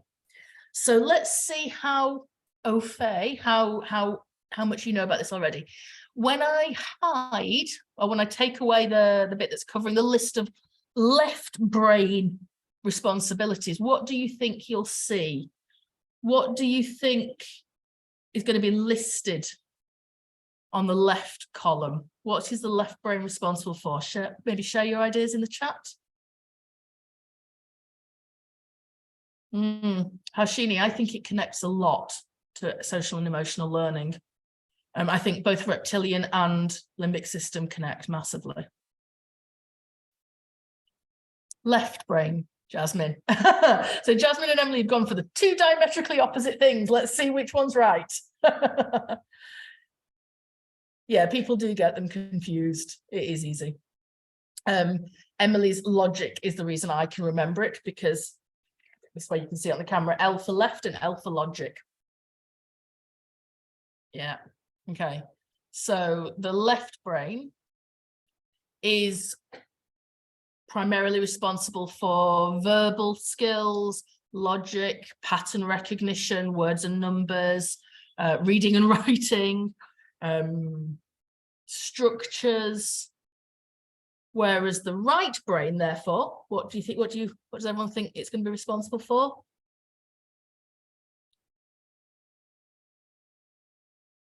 Just looking in the chat, what do we think we're going to see on the other side? The opposite. Art, yeah. Drawing, painting. Absolutely. The more non-verbal things, also intuition. There's it's interesting that you have sequencing on one side and patterns on the other, I think. The left brain sequencing order, whereas patterns, I always think it should be maybe connections rather than patterns on the right side. Music, visualizing, symbols, so assigning meaning to sort of patterns or images. Now, this is really interesting because most people say, oh, you know, I'm quite left brain, I'm quite logical, or they, you know, they identify as creative and right brain. Nobody is just one or the other. Everybody is both. It's impossible to be completely left-brained or completely right-brained. Our brain relies on information from both hemispheres to make sense of the world. So, for example, if someone says to you, oh, I'm really sorry. Okay, great. Your left brain might be analysing the linguistic information. This person has apologised. But it's the right hemisphere that might recognise the authenticity of the apology from the tone of voice, or would notice that they rolled their eyes and were sarcastic. I'm really sorry. So the two sides of the brain have to work together. It's interesting that in general, the education systems globally, not everywhere, but most, are strongly weighted to left brain function. reading, writing, activities involving logic, sequence. Right brain activities are being pushed out of the classroom more and more. I mean, in the UK now, you know, they're cutting back on funding for music and drama and art and all of those amazing things. I don't know, is that the same in your contexts? You know, do let me know in the chat. I think that's, you know, fascinating to see how different governments are reacting here. But the truth is, for us as teachers, we need to know that introducing right brain activities into the classroom doesn't only improve right brain skills, it improves overall brain performance. So, you know, when we talk about improving academic performance, we have to be thinking about both sides of the brain. So the brain and language, is it really left brain? You know, we had verbal on the left brain side. So certainly, so nowadays, you know, we can actually see what's happening in the brain. We've got MRIs, you know, magnetic imaging. We can actually see what's happening in the brain. But in the past, we didn't have that. We relied on cutting open the brains of dead people. And two of the scientists who did that and identified areas they thought responsible for language functions were two guys, one called Broca and one called Wernicke. So the first one, Paul Broca, he was a surgeon and he had a patient who'd lost the ability to speak. And after he passed, in the autopsy, they found damage to the area of the brain that is now called Broca's area, left frontal lobe, so left hemisphere. And they figured this is probably where speech lives. It's responsible for speech here. Then later, another scientist discovered another area of the brain that he thought was responsible for comprehending or understanding words, so meaning. And obviously the connection between producing the word and the meaning was thought to be super important. Now, the idea that sort of just one or two areas of the brain are responsible for language is quite dangerous. And nowadays we know that these areas are definitely strongly involved, but that it's not limited to it. For example, people with aphasia, which is a speech disorder, show different areas of the brain lighting up. So we know it's not just these two areas. Aphasia is a kind of a stroke, that can happen as a result of a stroke. And it disconnects the word and the meaning. So somebody who's aphasic, if you ask them to say the word ship, might not be able to say it, but they can say yacht, because they know it has the meaning, but it's disconnected from the word. It's an absolutely fascinating sort of area of research. So the difference between holistic meaning and the actual language word is much more complicated than we thought. Let's do a little bit of an experiment with you. I'd like everybody to close their eyes. I can see Jasmine there, she's closing it. She's very good, she's following instructions. And I'm going to say a word, well, it's two words. And I just want you to, something will happen in your brain. You'll get an image or a memory or an idea, something will come to you. After I've said those words, you've got the idea, I'd like you to then open your eyes again and type in the chat. So are you ready? Are you open? And my pronunciation is going to be terrible here. But the two words are vori vori, which I hope is a correct Paraguayan reference. Okay, so you've got an idea, something's happened in your brain.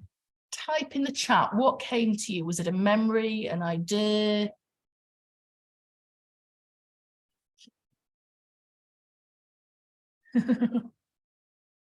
The smell, Jasmine, you had a sensory experience.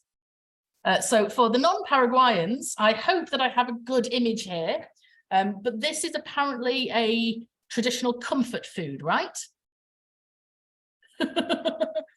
One day I'll get to visit and eat it, I hope. Far from there. Don't do this to me, Laura.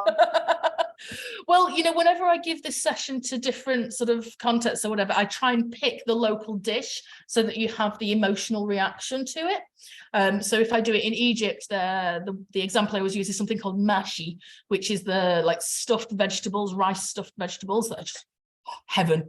And for if I was doing it this for, you know, British teachers, I'd probably say shepherd's pie. And when you say shepherd's pie to me, the first thing that comes to me is not the food.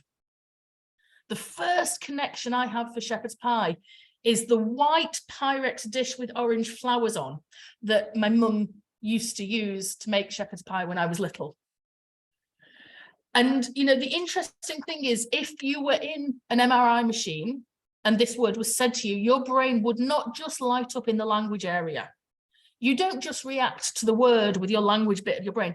It reacts to your emotional, you know, emotional centers would light up, sensory centers would light up, because of the different connections and memories and associations you have.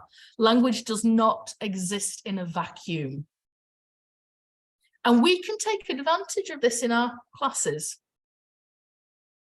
If we want our students to memorize, to remember words, to remember vocabulary, to remember different things, how can we light up all of those different parts of the brain and make more connections? Because remember, the more connections you make, the more times you go over those connections, the stronger the memories, because you're building the myelin sheath and you are decreasing the synaptic gap. So, you know, techniques to do this: don't teach words in a vacuum, give them a context, allow students to react to them emotionally. It's not just left brain. And in actual fact, something that's really interesting on the left brain, right brain language thing is that your brain changes as it ages. Very young children, their language processing definitely happens in both left and right hemispheres. And it's only around the age of 5 or 6 that this starts to shift and become more just left brain. And the right brain, other functions start to take over in the right hemisphere. So this might explain, it's not scientifically proven yet, but it might explain why children are so receptive to language learning in the early years. Those of you who've seen Nair Ibrahim's fantastic plenary at ParaTESOL last year, which is available online and I recommend you watch, where she talked about, you know, is earlier better? It's absolutely fascinating topic. This could be one of the reasons why earlier might be a little bit better. The brain continues to change, and even in teenage years, the brain is changing, developing, which might be one reason a lot of us struggle when teaching teenagers. You know, we do tend to say, oh, you know, teenagers, they're not very good at managing themselves, they're not very empathetic.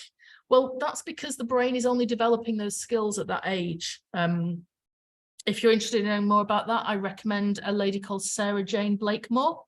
She has a fantastic TED talk called, what's it called? The Magical Workings of the Adolescent Brain, the Mysterious, there's some, I think it's the Mysterious Workings of the Adolescent Brain. Sarah Jane Blakemore, definitely recommend. She is a neuroscientist, as I am not, but it's a really great TED talk that can help us understand teenage brains very specifically, and I strongly recommend it. Okay, so if we want to engage both sides of the brain, this is where I get to the slightly more practical bit. How can we do this? Well, one really useful way of doing it is incorporating what we call MPEs, mental physical exercises. And these are exercises that cross the midline of the body. So the center line of the body, and it can be something as simple as left hand, right leg, right hand, left leg, and so on. You know, if you're doing a physical warm up at the class, or if you're doing a brain break and you want to get the students moving a little bit, any activity that physically crosses the midline of the body is great. It's waking up both sides of the brain. And another example of this is skywriting. And we can all draw, this is one I love to do with younger learners who are just learning to write, because they often don't know if they're going to be left or right-handed yet. And it's one way you can start to identify dominance in hand function, but asking them to write their name in one direction, in the other, and both at once, and to see which is easier. Skywriting is great as well because they can do it at a very large scale. It's much better to do it in the sky, large scale, than it is doing it on paper. You can do it on paper, and maybe with an adult class, I might ask them to do that.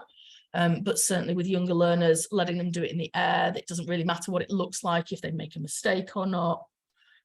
Lots and lots of activities that you can find online that do this, that cross the midline of the body, that make for great brain breaks. A lot of fun to try out. Oh, Jazz, you found it. Yes, oh good, I remembered the title correctly as well. So, I'm sorry, I have a question, Laura. So this Why are you sorry? Questions are awesome. crossing the middle line means like that when you need the mental break is what you have talked to us about before, about the time in which a child, well, depends on the age +2, and then you break. Is that it? Yeah, I mean, you don't necessarily do a brain break in between every activity. Okay. So yeah, I talked about you know, the length of time we can reasonably expect a child of a different age to focus. So you should be changing the focus.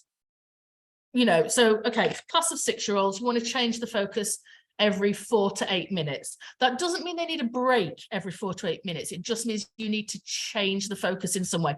So if you've been doing a flashcard game up on the board and you want to change the focus, let them then play this can be a, you know, a flashcard game using the same flashcards in pairs on their desks, and that's changing the focus. And it's reinitiating, but you certainly want brain breaks every few activities. You know, in a 2-hour lesson, that's what I work with in my context here. I would probably plan to have, with a primary class, I would want 2 or 3 activities that I really did think of as brain breaks. Maybe one big one in the middle and 2 smaller ones at sort of the, you know, the 1/4 and 3/4 mark, if that makes sense. And I like to make brain breaks something that is physical, especially with the younger learners. With adults, I don't necessarily do that, or even with maybe upper secondary, I don't do that. One thing I often do with upper secondary is I put riddles on the board. And I'm like, okay, this is your time to go to the toilet, check your phone, because, you know, you're teenagers and you can't not check your phone for too long. But I also put riddles on the board, and some of the students will really enjoy that. And it's just something different. It's not thinking about the content of the lesson, and, you know, different ways of doing that. Yes, thank you. Okay. So another great activity, and you've probably all seen this one because it's the kind of thing that goes around on, you know, viral Facebook posts, is something like say what you see. This would activate both sides of the brain. So with this activity, you have to read, but you're not reading the words, you're reading the color. So instead of saying yellow, blue, orange, black, red, green, you would say, I'm going to get this wrong now, it's going to be really embarrassing. You would say green, red, blue, yellow, blue, black, red, blue, green, black, red, yellow, green, blue, black, blue, red, green. And this is a really fun focusing activity. It's quite challenging, but it is activating both sides of the brain at once. I wouldn't recommend this one with, like, you know, kind of early years or very, very young students who are learning the colours. But for students who have, or adult students or older students, then it's a great fun practice that really gets them thinking about things. And it's a really nice little break. But if you want the ultimate both hemisphere activities, the elite, the best one that I would recommend, storytelling. There is nothing about storytelling that is purely one side of the brain. When it comes to storytelling, you can't do it without involving both halves. Your left brain is describing things, it's writing, it's using vocabulary and keywords, it's maybe evaluating a story, judging was it successful or not. But your right brain is thinking what the, you know, what's the music that they're dancing to, what does her dress look like, you're visualizing it. Maybe you're going to get them to act out the story once they've written it, or draw the characters. So for me, storytelling or creative writing is a fantastic activity that involves both sides of the brain. And I think if you took creative writing and applied Emily's differentiation techniques to it, you'd probably get the perfect class. Because it will absolutely be engaging, and students will remember. I can still remember stories I wrote when I was a kid in class, and I'm sure you guys probably can as well. You know, I used to like writing different endings to fairy tales, or writing like, because I was a bit obsessed with like the Roman and the Greek gods. I used to write different stories about, like, I'd create new gods of things and write stories about them. And I still remember that very, very vividly. Okay. So the key takeaways in terms of the trained brain, the reptilian: keep me comfortable and happy, keep me fed, keep me watered, give me oxygen, keep me safe. The limbic brain: what's in it for me? Show me why I'm learning this. Help me connect this to myself. Help me personalize this. Let me tell you about me. Let me talk about my story. Let me tell you what my favorite is. Let me choose the song because it's my favorite type of music. And the neocortex: use both sides of me. You know, when you're planning your activities, if you can have an activity that uses both, or plan at the lesson stage. Okay, so we've done a lot of left brain activities. Let's have a right brain activity now. You know, interspersing and interweaving.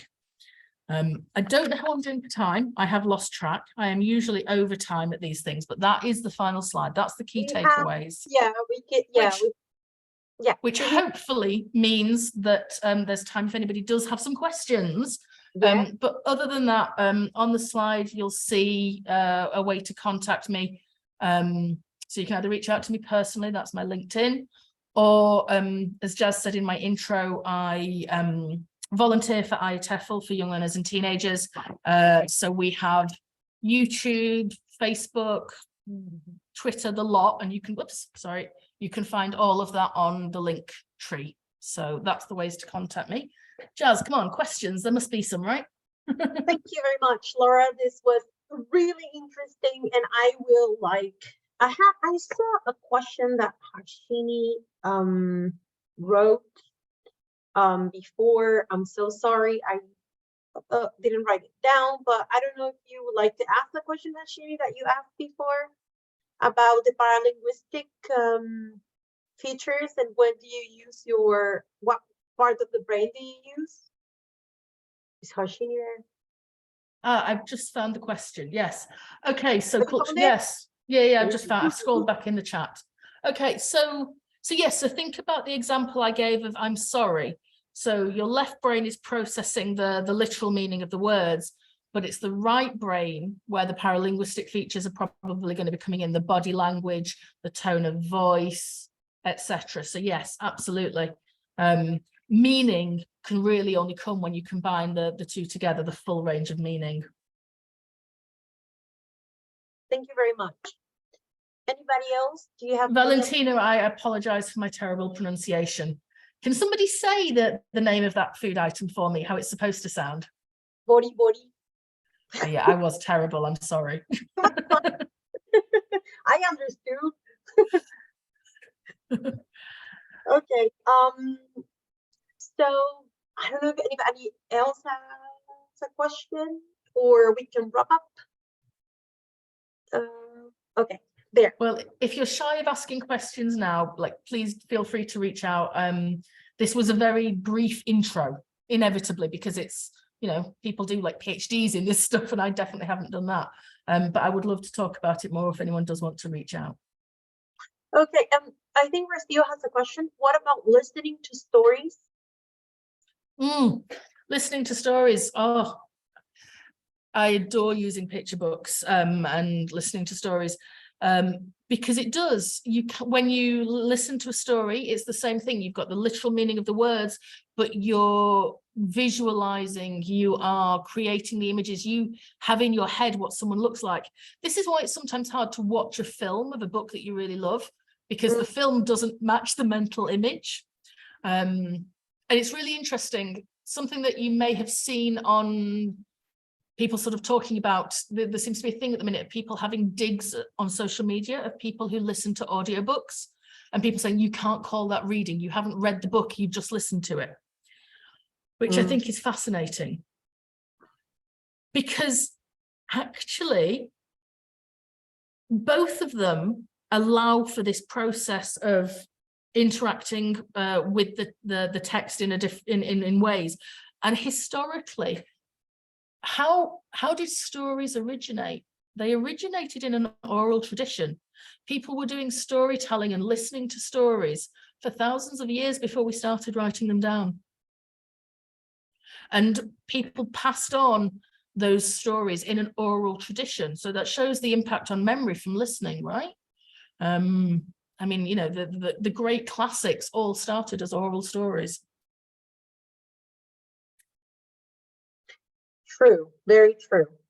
Okay, Laura, I think we can wrap up, and as Laura said, you can contact her and ask her any more questions about this very interesting topic. And I will thank again Laura for this, and also Andy is still there. And I will also write to Annie, and thank you very much. And thank you to everyone, all the Jazz, don't forget you want to take a picture. Oh, thank you. All right. So, you take a picture. So everyone, please open your cameras. Smile. Get ready. Pretty. Okay. 1, 2, 3. Smile. Okay. Thank you very much. Okay, so bye-bye, everyone. Thank you very much. I hope to see you again. Thank you. Bye-bye. Bye-bye. Thank you, everyone. Have a great